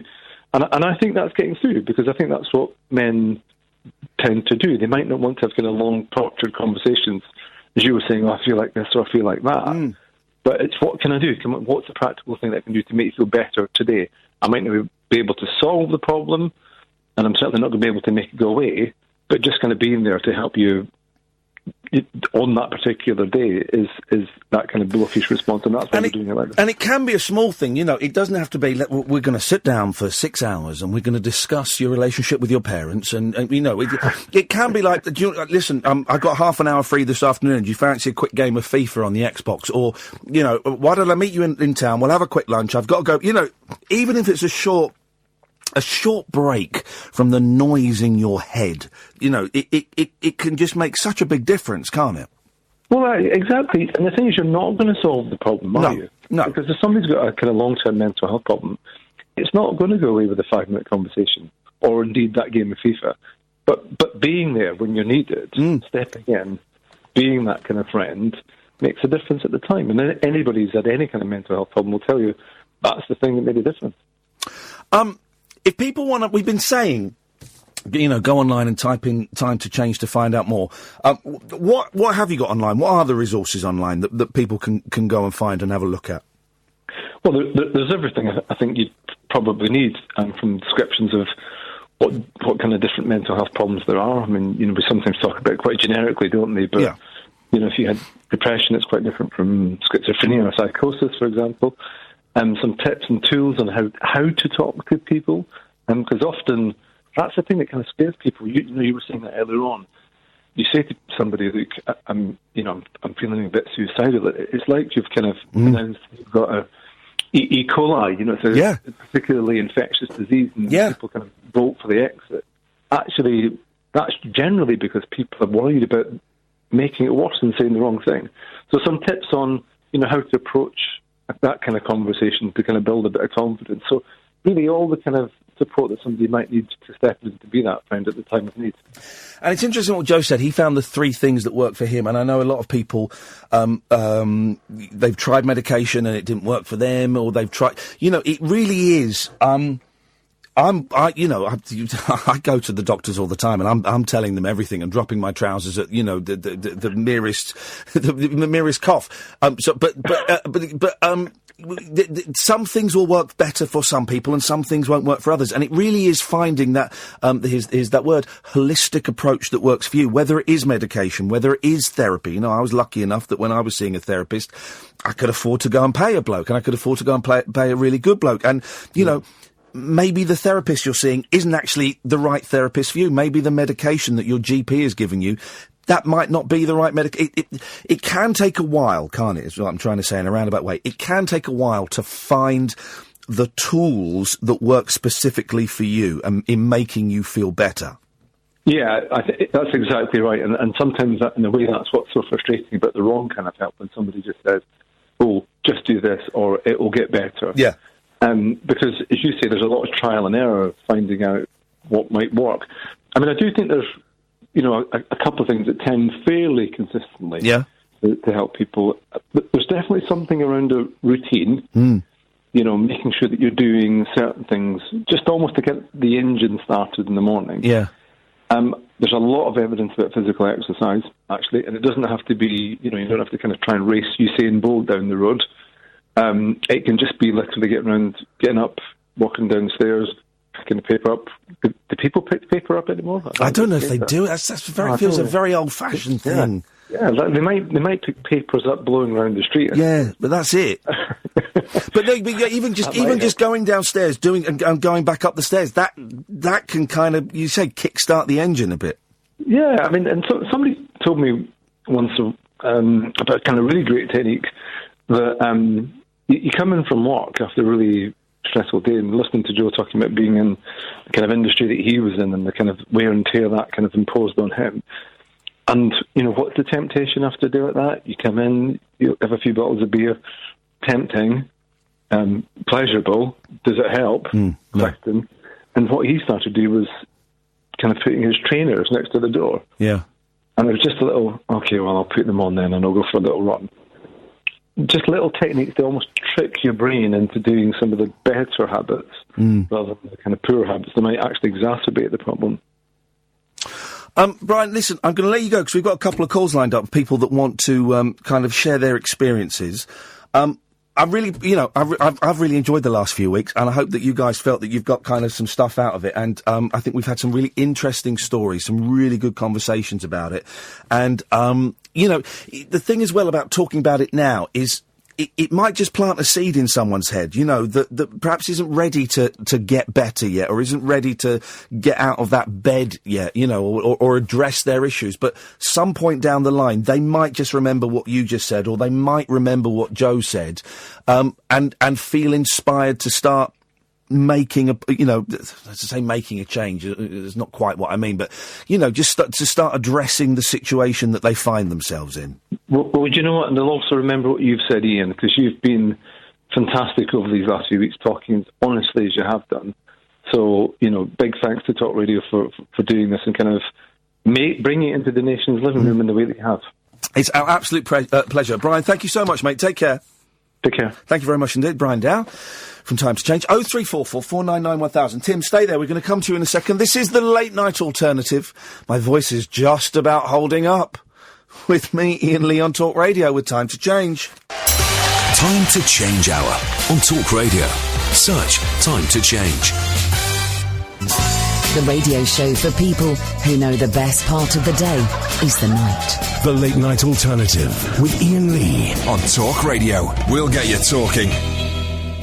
0344 499 1000. This is the Late Night Alternative with Iain Lee on Talk Radio and with Time to Change. It's the Time to Change hour.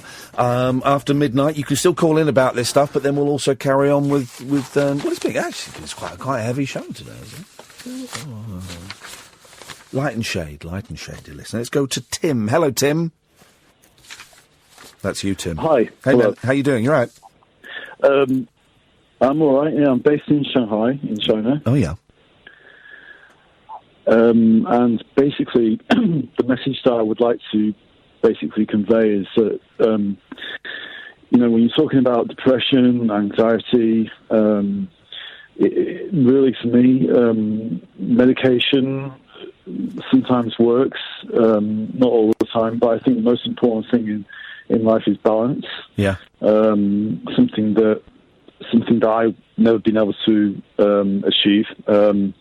I knew exactly what I wanted to do when I was about 10 years old, and when I went to university, I didn't enjoy it because I was always thinking about the next step, how I was going to achieve my goal, yeah, how I was going to get to where I wanted to go. Okay. Yeah. So you couldn't enjoy the moment. No, I didn't. No, not at all. Yeah. I was always putting myself under pressure about, okay, everybody's having fun at university, but what happens after that? Where does this degree get me? So, I never enjoyed my time there. So I was very determined to. I had a very specific niche in terms of what I wanted to do work-wise, which I decided was in China. And after I graduated, I immediately went over to China to find a path to achieve that specific goal. Yeah. It took me about 8 years to actually achieve that specific goal. And then when I had that particular job, which was a very specific role, yeah. I don't want to say what it was. No, of course not. But I'm guessing it didn't make you happy. No, it made me high. Oh, okay. Once I arrived there, and I was doing that role for 5 years. I was on, in seventh heaven. Yeah. It was amazing, and it was. I thought it was the best time of my life. Yeah. And I thought it was making my mum proud. I thought it was making my dad proud, although he died just before I went to university. And, I felt great. And through that process, I kept myself completely disconnected from any commitment at all. So I went through various relationships, not wanting to get married, not wanting to have children. Basically, everything was based on, what I wanted to achieve in my career. So yeah. If I see someone who's created balance in their life, I absolutely,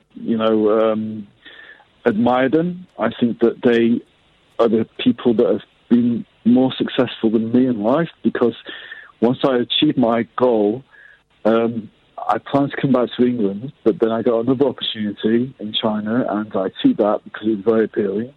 So that took another 5-6 years of my time in China. And at the end of everything, I experienced a huge crash.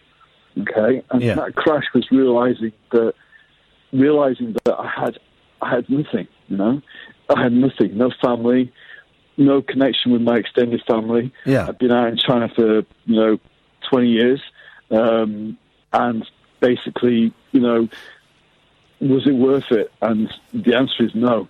And I think that, balance is so important in life. So what are you doing to achieve that balance now, then? Well, at the moment, I'm coming to the end of my career in China, and that is another challenge for me, because I've been out in China for about 24 years now. Yeah. And at the end of it all, I've brought my mother out to China for maybe 45 times, so she's seen a lot of things in China, and she's experienced things that she never thought that she would experience. And I think that I've made her proud. I think I've made my dad proud, but it's not been good for me. No. Because I've been on my own, and I've been disconnected. I've just been totally driven by my career. So, I'm not married. I'm 44. And, I have no children, no marriage. And it wasn't worth it. So my advice to people, and it's caused me to have acute anxiety. I've been on so many medications. I've been back to the UK into rehab, for 2 weeks, and then back out to China. And it's kind of like, it hasn't really worked. What I know will work was, achieving balance in your life. Well, listen, Matt. We're going to go to a break in a minute. So we've got about 2 minutes left. But so, you don't write yourself. It sounds like you're writing yourself off, and that things are too late for you to turn around. No, absolutely not. Okay, good. I don't think that way. Good. Okay, I misunderstood then. I believe. No, now I'm 45. I do regret a lot of things, because. A lot of relationships that have come and gone, and being away from my family for so long, I do regret a lot of that. But I do realise that at this age, 44, that I have, another, big part of my life where I can, achieve that balance. But I do look at people who even in their 20s, or their teens, if they establish balance in their life, I think that can really achieve a lot and really avoid, mental illness and anxiety and depression. Tim, listen, man, I appreciate you sharing that with us, and I hope you find that balance, brother. Well, that's what I have to do next. So nice one, man. Good luck. I determined to do that. Yeah. Good luck, fella. Take care, man. We'll speak again. Okay. Thanks a lot. Bye bye. It's like delay. I like a delay on a phone line. It makes it feel a bit more. In fact, it makes it feel exciting, doesn't it? Steve, stay there. You're going to be the first call after the news. I absolutely 100% pinky promise it to you. I pinky promise it to you. This is. I always need a bit of paper. I don't know what this is. Oh, yes, I do. This is the Late Night Alternative with me, Iain Lee, on Talk Radio with Time to Change. 1 in 4 of us will fight a mental health problem this year. Having a mate in your corner can make all the difference. Go online, search Time to Change to find out more. Talk Radio. 03444991000 Skype Late Night Alternative. I'll turn the Skype on just after the news at midnight. My name is Iain Lee. You're listening to the Late Night Alternative on Talk Radio, you buggers. The Late Night Alternative with Iain Lee on Talk Radio. We have ways of making you talk. Well, I'm not the kind to kiss and tell, but I've been seen with fire up. I've never been with anything less than a 9. So fine, I've been on fire with Sally Field, gone past with a girl named Bo, but somehow they just don't end up as mine. It's a death-defying life I lead. I take my chances. I die for living in the movies and TV. But the hardest thing I ever do is watch my leading ladies kiss some other guy while I'm bandaging my knee. I might fall from a tall building, I might roll a brand new car, 'cause I'm the unknown stuntman that made Redford such a star.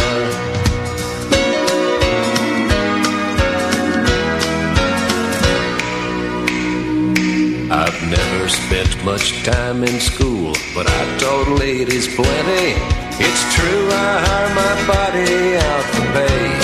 Hey, hey, I've gotten burned over Cheryl Teague's, blown up for Raquel Welch. But when I wind up in the hay, it's only hay. Hey, hey, I might jump an open drawbridge or Tarzan from a vine, 'cause I'm the unknown stuntman that makes Eastwood look so fine.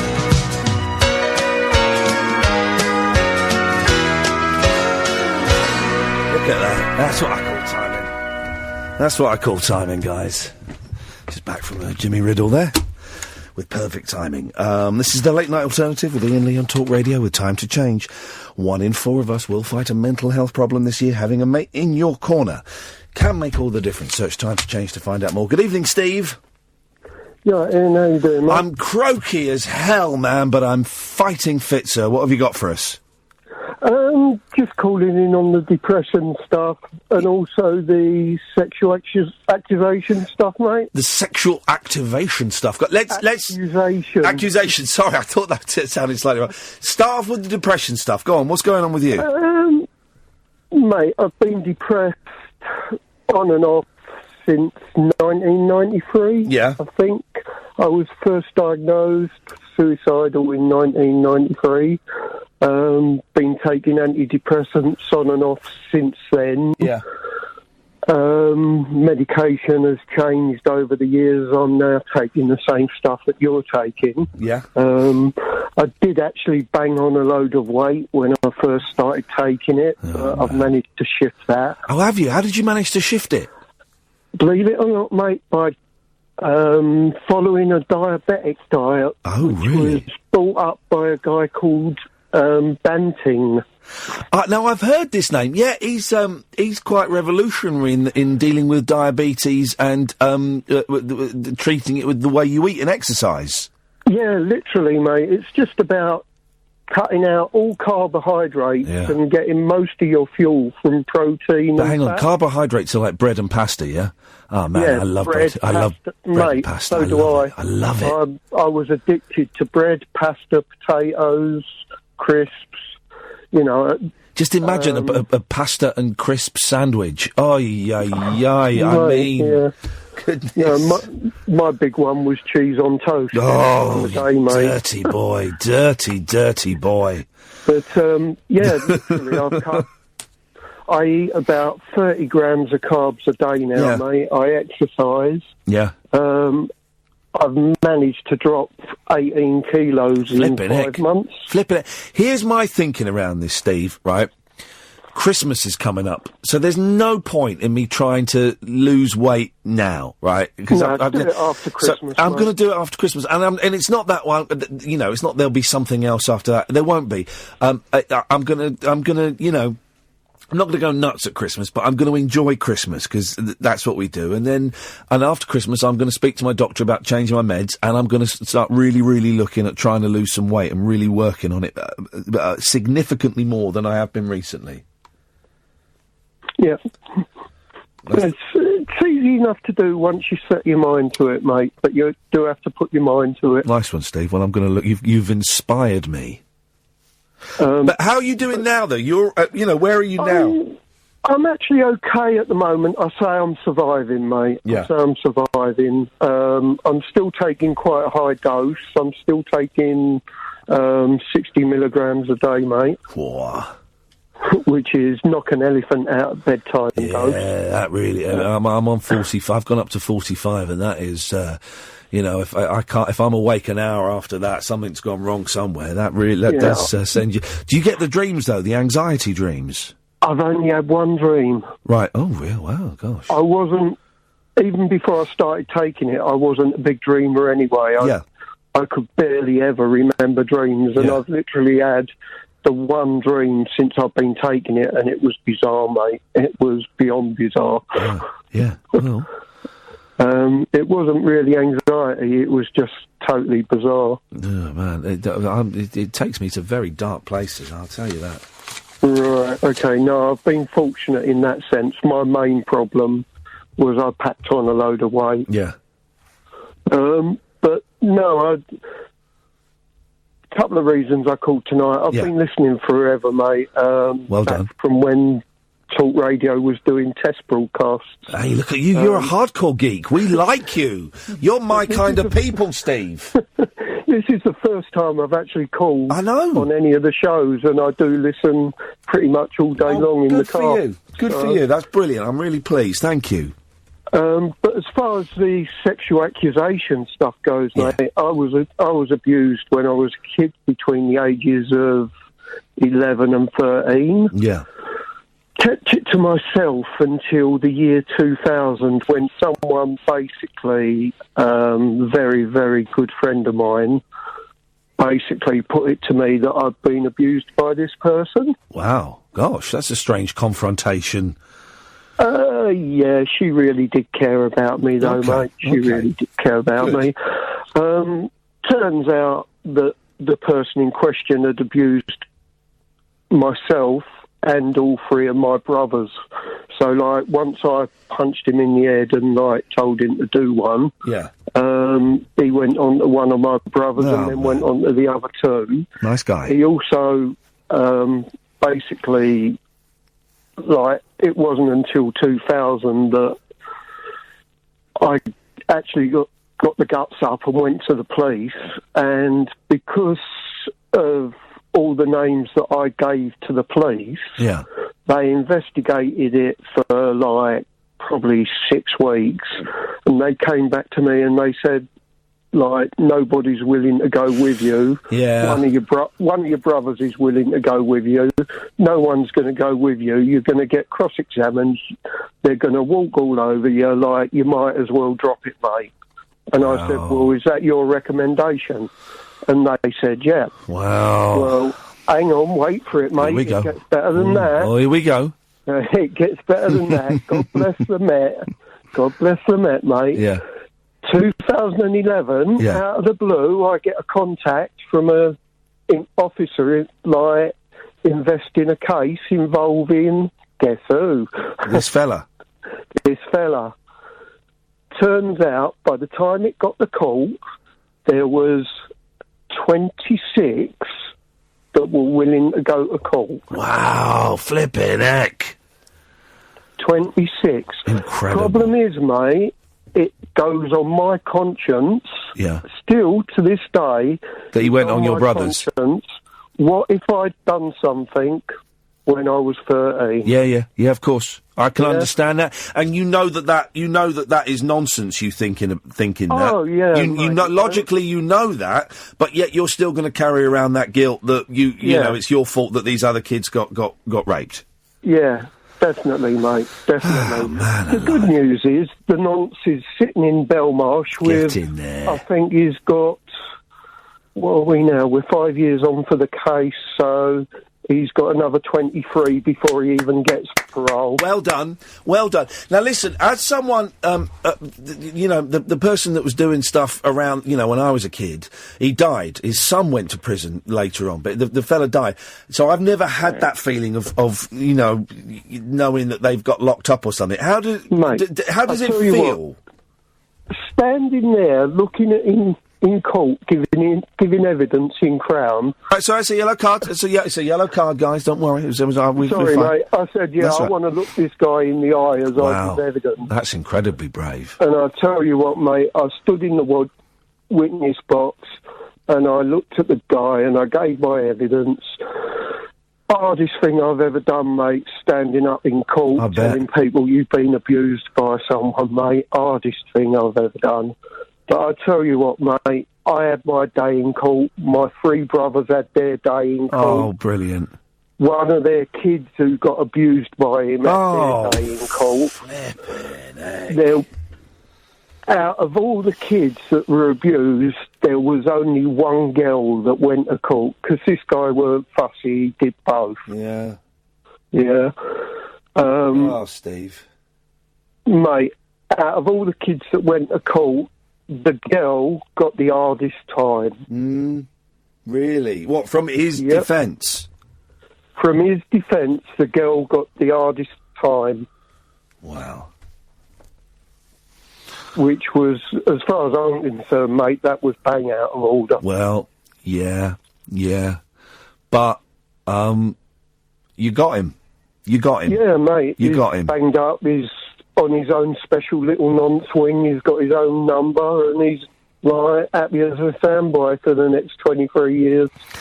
I'm going to say well done. I don't know if well done is the right thing to say, but well done. And I hope that you get to, as your journey continues, you get a bit, to sort your head and your soul out a bit better.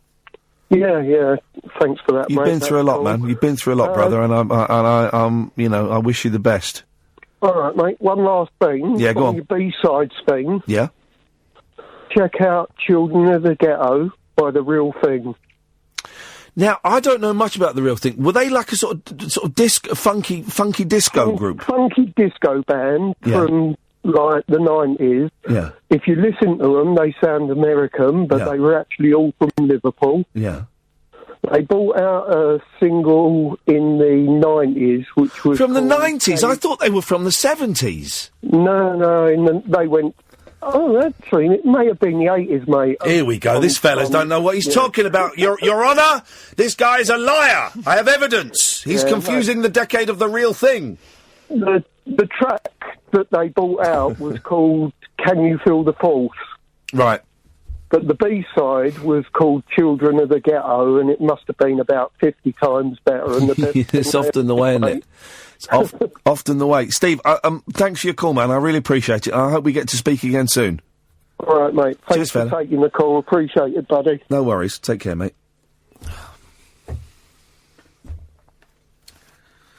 Let that just sink in for a bit, huh? What people have lived through, eh?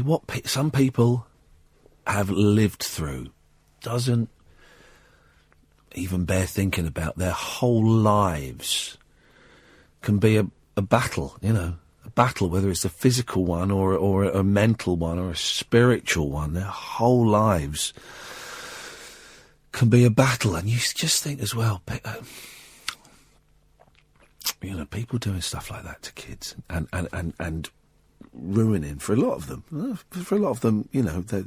they come out the other side, but for a lot of them, ruining the next 40, 50, 60, 70 years.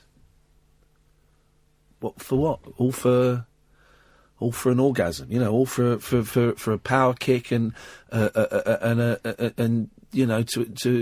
for a sexual kink, ruining someone's lives. They're ruining 26 kids' lives. The number. But what is that? It's like 500 years worth of life. These ruined. Giving them a burden they have to carry around, making them feel responsible for what happened to them. Giving them your shame and your guilt and your darkness. Giving that to all those babies. God, and we've got babies, and you just think, flipping heck. It's wicked, isn't it? It is wicked. It is wicked. Thank you, Steve. That's a very powerful call, and I think that's going to stick with a lot of people for a long time. Let's go to a break. The Late Night Alternative with Iain Lee on Talk Radio. Hang on. Play the music more, play the music. There we go. Hang on.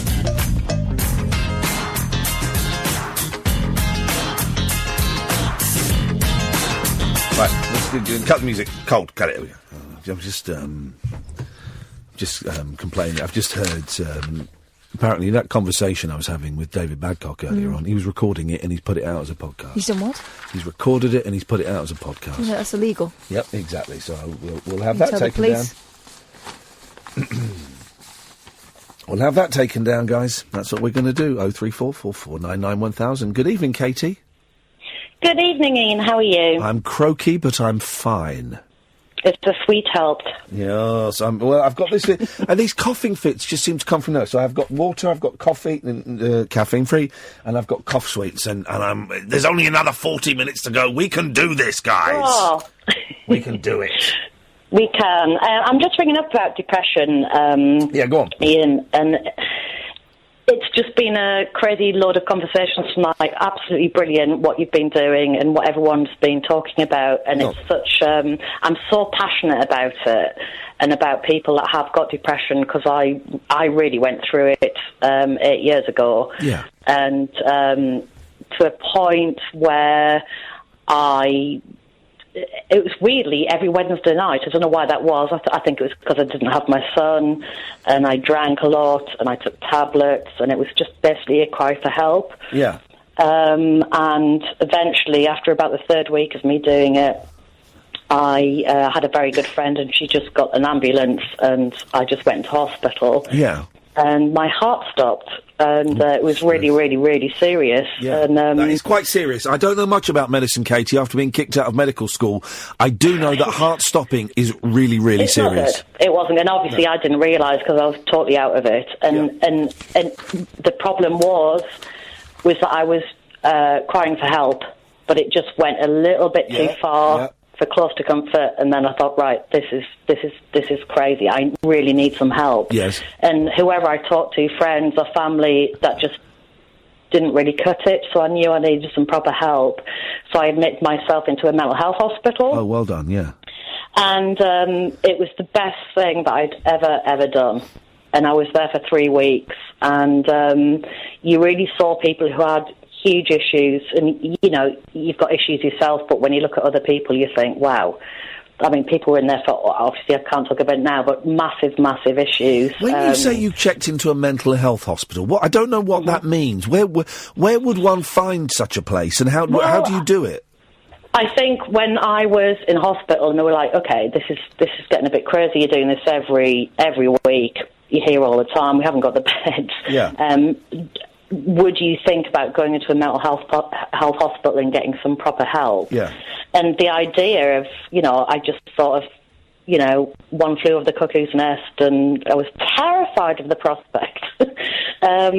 But they suggested it, and I thought, this is the only way I'm going to get help. Yeah.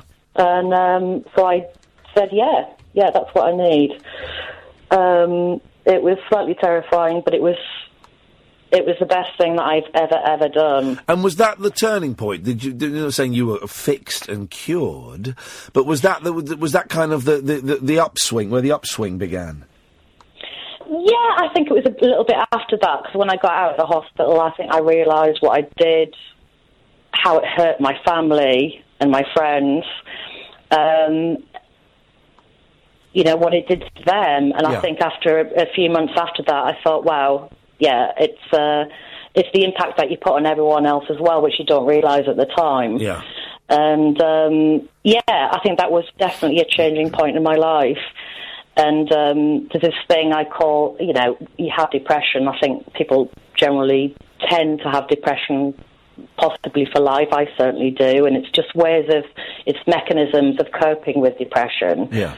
So I always class it as like a switch of a light. So if you think, right, I'm going down there, I'm getting down really mentally, not very good, flick that switch, just try, and the worst ebb, nobody wants to go there again. It's not as easy as that, but just try as hard as you can to think of the positives of what's happened in your life. Well, there's a very simple trick that I haven't done for ages, but I should do it more often. And they do it in recovery, and they do it in mental health recovery, and they do it in addiction. Mm-hmm. The gratitude list, where you just write 3 things, and it sounds a bit, but actually it kind of works. You just write 3 things that you're grateful for, and it can be like having a job, it can be that you've got a bed, it can be that you've had a good meal, it can be that you saw a really good film, it can be that you've got kids, anything. Just 3 things, and it just helps. Over a period of time, it's accumulative. It just starts nudging you ever so slightly into realising that they're, sure, you want to die and your life is miserable and you hate yourself, but actually you've got a roof over your head might be one. You had a good breakfast, that's it. Yeah, and it's just the simple things in life like that. It's like baby steps. It's just really, really simple things, and it kind of brings it all back to reality. And it's so important to have that. Yeah. And to have that mentality, and it's hard. It's really, really hard to do that. But I don't know why I'm ringing, I just want people to know that it's normal for people to have depression. We're all normal, and we want our freedom, to slightly paraphrase the song. Katie, thank you very much for that. Thank you. Thank you very much, Ian. Ta-ta, bye-bye. Okay, take care. 344 499 1000. I've got to phone Venison up, because I said I'd Skype him, and... let's go to the Skype. We're gonna Skype the United States of America. We're gonna go to America, home with the A-Team and the Night Riders. We're gonna send home with Dodgeball, home with Vince Vaughn, star of the movie Dodgeball, and star of the movie. Come on, stupid thing, answer. It's answering, you muppet. Here we are. Yes. Okay. Can you hear me? Hmm. There's a slight delay. There's always a delay with Venison. Oh, I don't think it's technological. I think it's mental. We got a delay. There we go.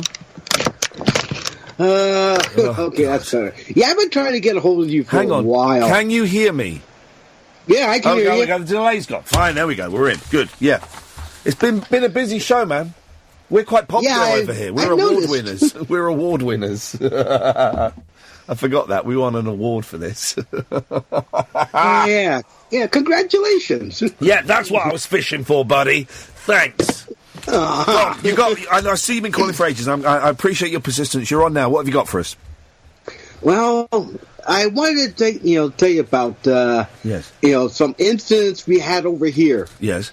And I will congratulate your friend Lewis over there. Who had his little episode where we, got sent to jail one night and got out the next morning. Hang on, who's this? Who are you talking about? I've got no idea who you're talking about. Well, it was Lewis. You were talking about a couple hours ago.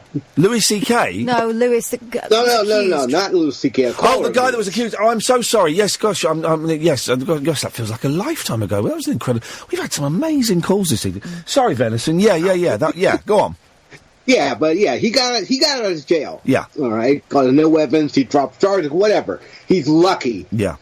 because there are some instances where you don't have that. Go on. All right, and for instance, there was a movie out, and this is why I say this all comes with a warning. Yeah. There was a movie out. I can't remember the title of it, where briefly, this brother, the two brothers, one older, one younger. Yeah.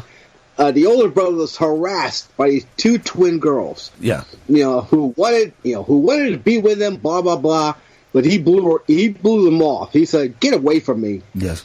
And they decided that they were, going to get ticked off, and decided to do a revenge thing. Yes. Where in which case they decided that they were going to say that he sexually molested her. Yes. They went into the family house. The family had a sex dungeon. What? And all kinds of weird things were going on in the house. Well, of course, nothing like that was occurring. Yes. And the family got arrested.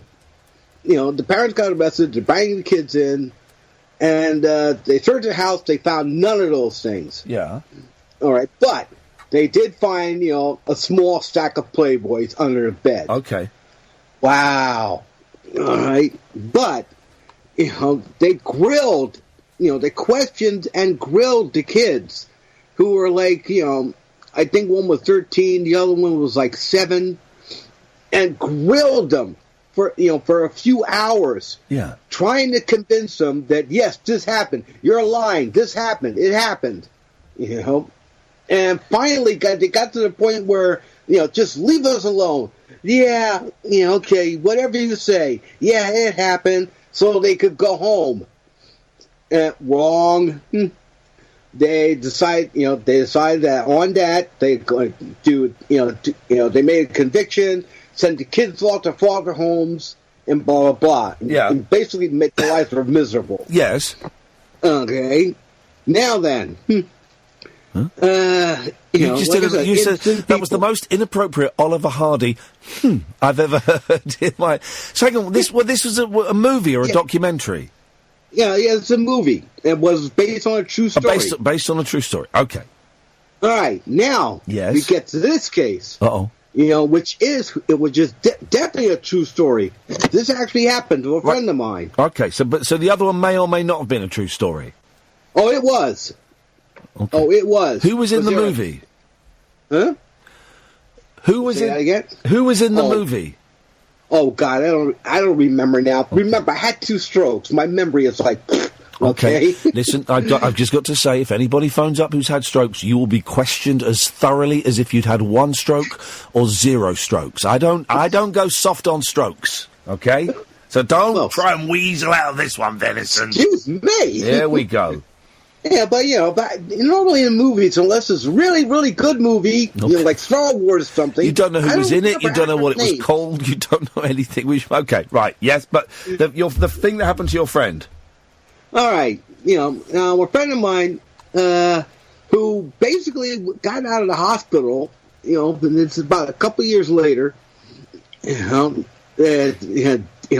died on the operating table because the place he was working at then got robbed. He got shot in the gut. What? They locked the other people in the freezer.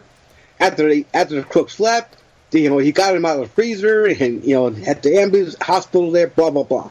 Okay, but a couple of years later, he was in my area. Yes, and was working at this combination pizza place and gaming arcade place. Yes. And, was it a Chuck E. Cheese? No, it wasn't a Chuck E. Cheese. It was something like it, though. I like Chuck E. Cheese. Yeah, and they also had, the animated characters up there. Do you know why Chuck E. Cheese is so famous? They had. Do you want to have a guess?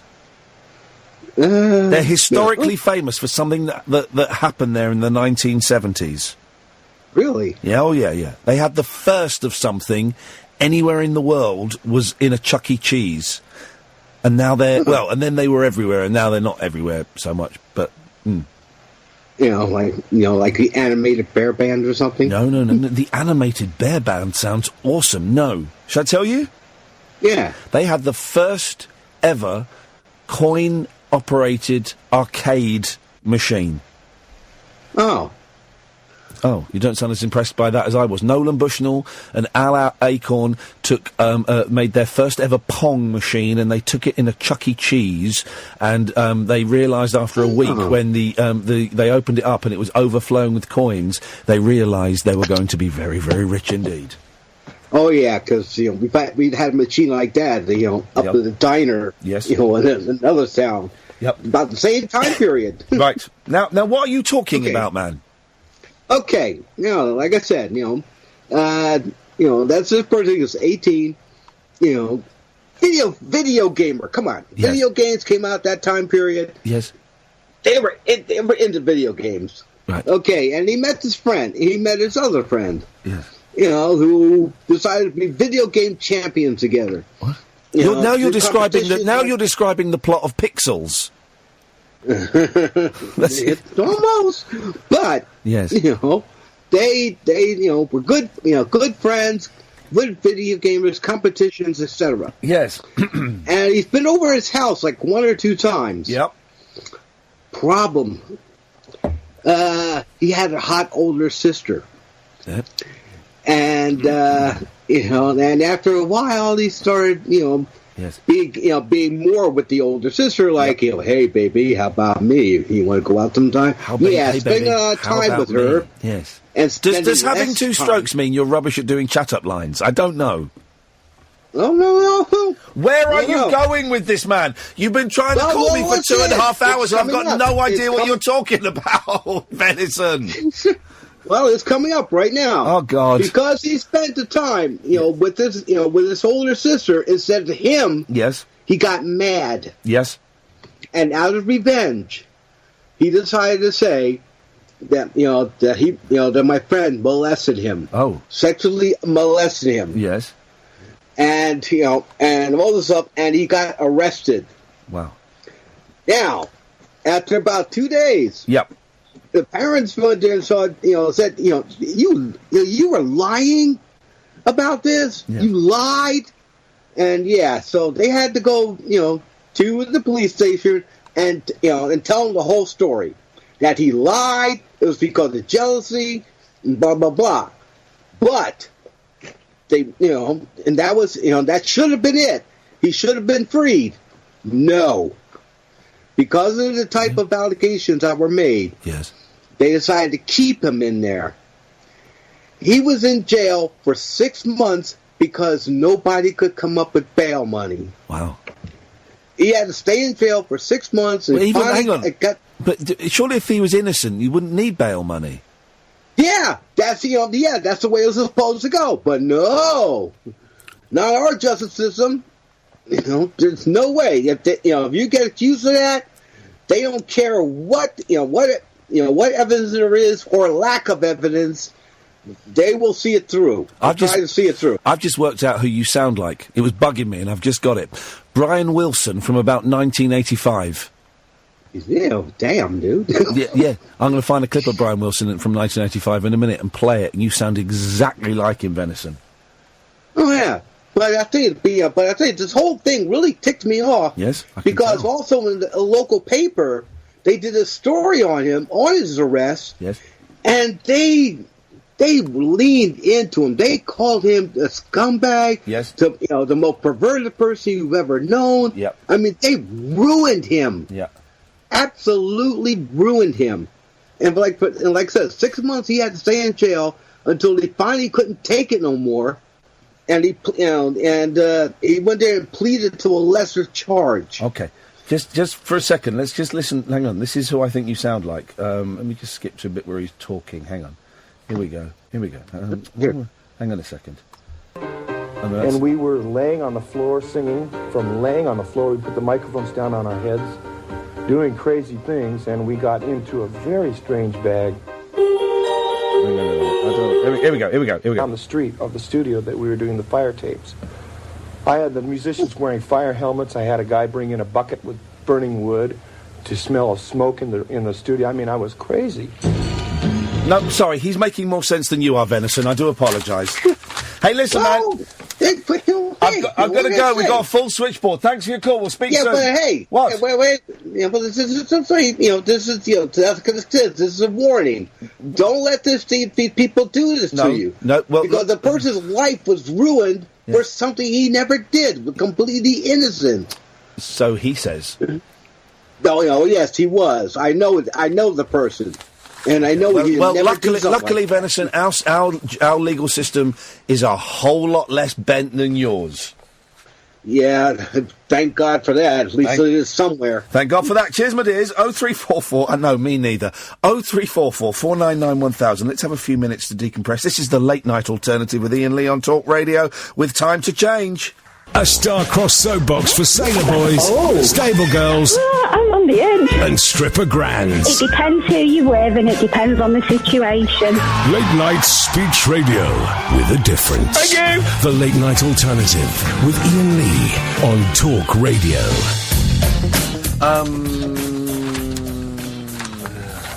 I was going to do something then, and then I was just hit by a wave of ennui. Let's go to so many choices. Good evening, Mr. Olbus. Hey Ian, how are you? You okay? I'm very well, how are you? Yeah, you got a bit of a cold. Have you still got that cold going on then? Yes, yes. I recommend Opus Oil for that one. I saw a film today that you would have liked. Oh, what was that? It was lowbrow. It was... Oh, you remembered, you bastard. Okay, go on. It was, well, I don't know what it's called. It's called Riot in Cell Block 99. Brawl in Cell Block 99. And I booked tickets to go and see it as part of the London, the BFI Film Festival, and we couldn't go. And then I found myself in London with a few hours to kill. Yeah. So I looked on. I looked at all the View and the Odeons, and I'd seen all the stuff there. So I looked at the Prince Charles Cinema just off Leicester Square, and at perfect timing, 1:35, they were showing this film, and I checked IMDb 7.2. If it's 6.7 or over, it's usually good. So I went and paid and saw it, and I'd read a good review of it, and it's Vince Vaughn doing a serious artistic. I haven't seen him for ages. It's seeing an artistic, grown-up, violent film. It was the worst movie I have ever seen in my life. And I've seen some crap. I used to watch all the Bruce Lee movies, right? Yeah. This was awful. The acting was terrible. The dialogue was just abysmal. And then there were all of these fights, but you could almost see the mouthing...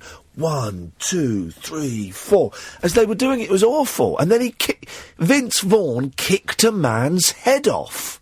It was ridiculous. Honestly, it was the worst 2 hours I have ever... I would rather be buried alive with rats and snakes and beetles crawling all over me than have to endure that rubbish again. It was awful.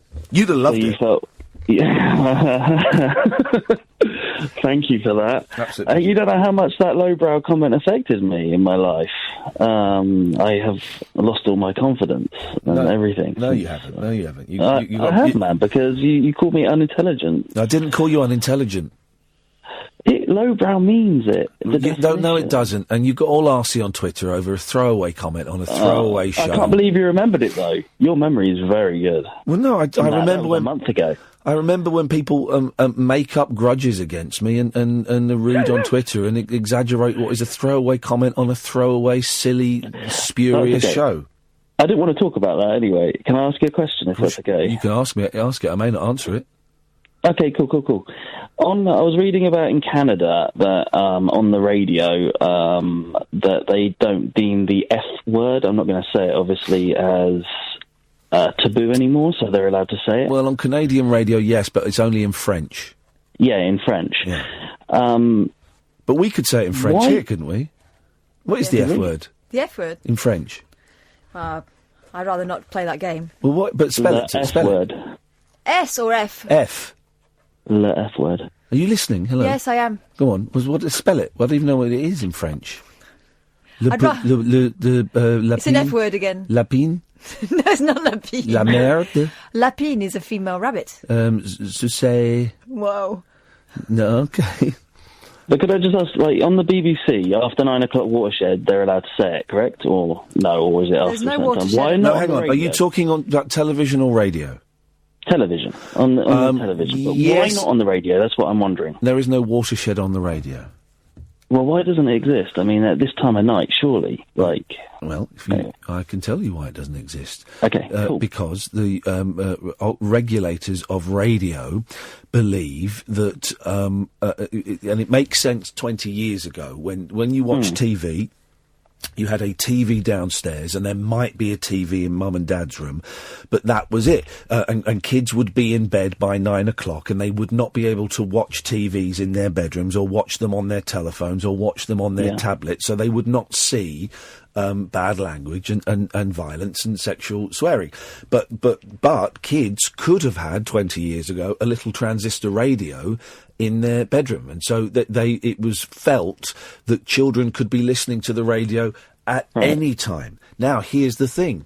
If you listen to Radio 4 at 2 o'clock weekdays, it's The Archers, the one from the night before, at 2:15 to 3 o'clock, they will have a play, and quite often in those plays, you will hear the F word, the S word, the B word, the W word, and I believe the C word has been in there, but I think there were some complaints about that. And so Radio 4 have a special dispensation. Really? Yes, they do, yeah. So that's such an outdated law then, because if that was the reason, kids now just go on YouTube and can watch anything. At any time. Yes, they can. So I don't. In the privacy of their room. But I don't think that. But that doesn't necessarily mean just because children can now watch. Well, that's down to irresponsible parenting, I would suggest. But that doesn't mean that we should open the floodgates and allow swearing on the radio. No, but I'm just meaning at this sort of time of night when clearly kids would be or should be in bed. I like the fact that we don't. I like the fact that we don't. And here it's a little bit freer than anyone else, and anywhere else I've worked, and I've been able to say the S word, and I've said it a little bit too much, and actually I'm trying to rein it in because I think it's a good discipline to be in. I think it's a good discipline to have, to not swear, and an F-bomb's funny, of course it is, but on the radio, I don't, I know my niece and nephew listen in New Zealand, and I don't want them hearing me swearing like that. Well, I can respect that, and I apologise for my rubbish on Twitter last month. Thank you very much indeed. Peace and love. Let's squeeze these last two calls in. In fact, let's have them on together. Kyle, say hello to David. David, say hello to Kyle. Hey, Kyle. Hello, David. Hi. Well, this is bizarre, Ian, because oddly, there were two things I wanted to ask you about, Ian, and one of them concerns that other caller. So that's bizarre. You put us both on. Well, Ian's not... No, it's fine. David, if it's all right with you, I'll talk to you. Go on. There's nothing that I wouldn't say to Ian. I wouldn't say to you first. Right. I've heard you on Ian's show occasionally, and you've been good and you've been knowledgeable, and I like it, and I've learnt something. I listened to your podcast last week. It were very good. I've listened to the one that's appeared today, which I believe you've had Ian on as a guest, and he owned you. You did nothing, and I've started for the first time.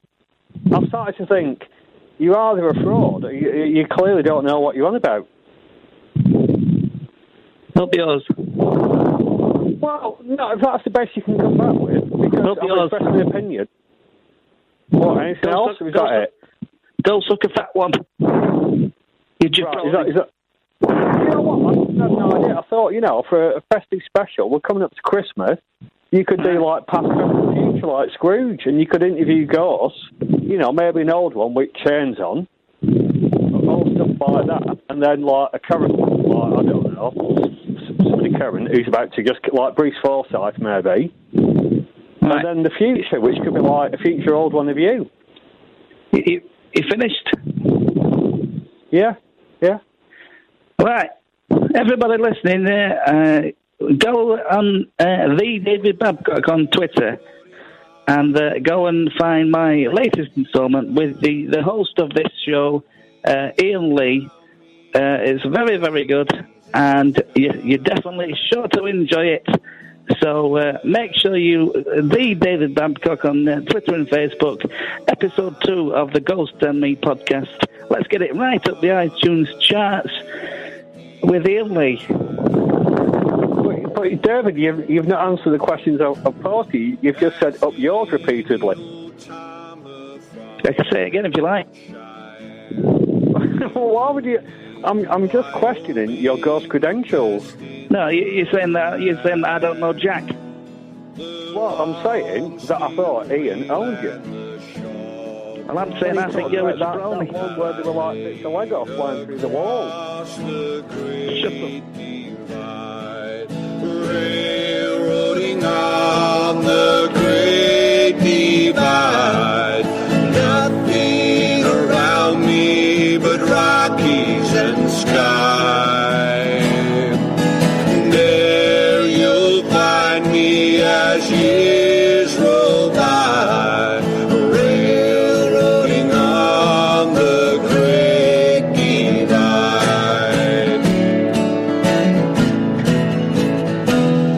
As I look out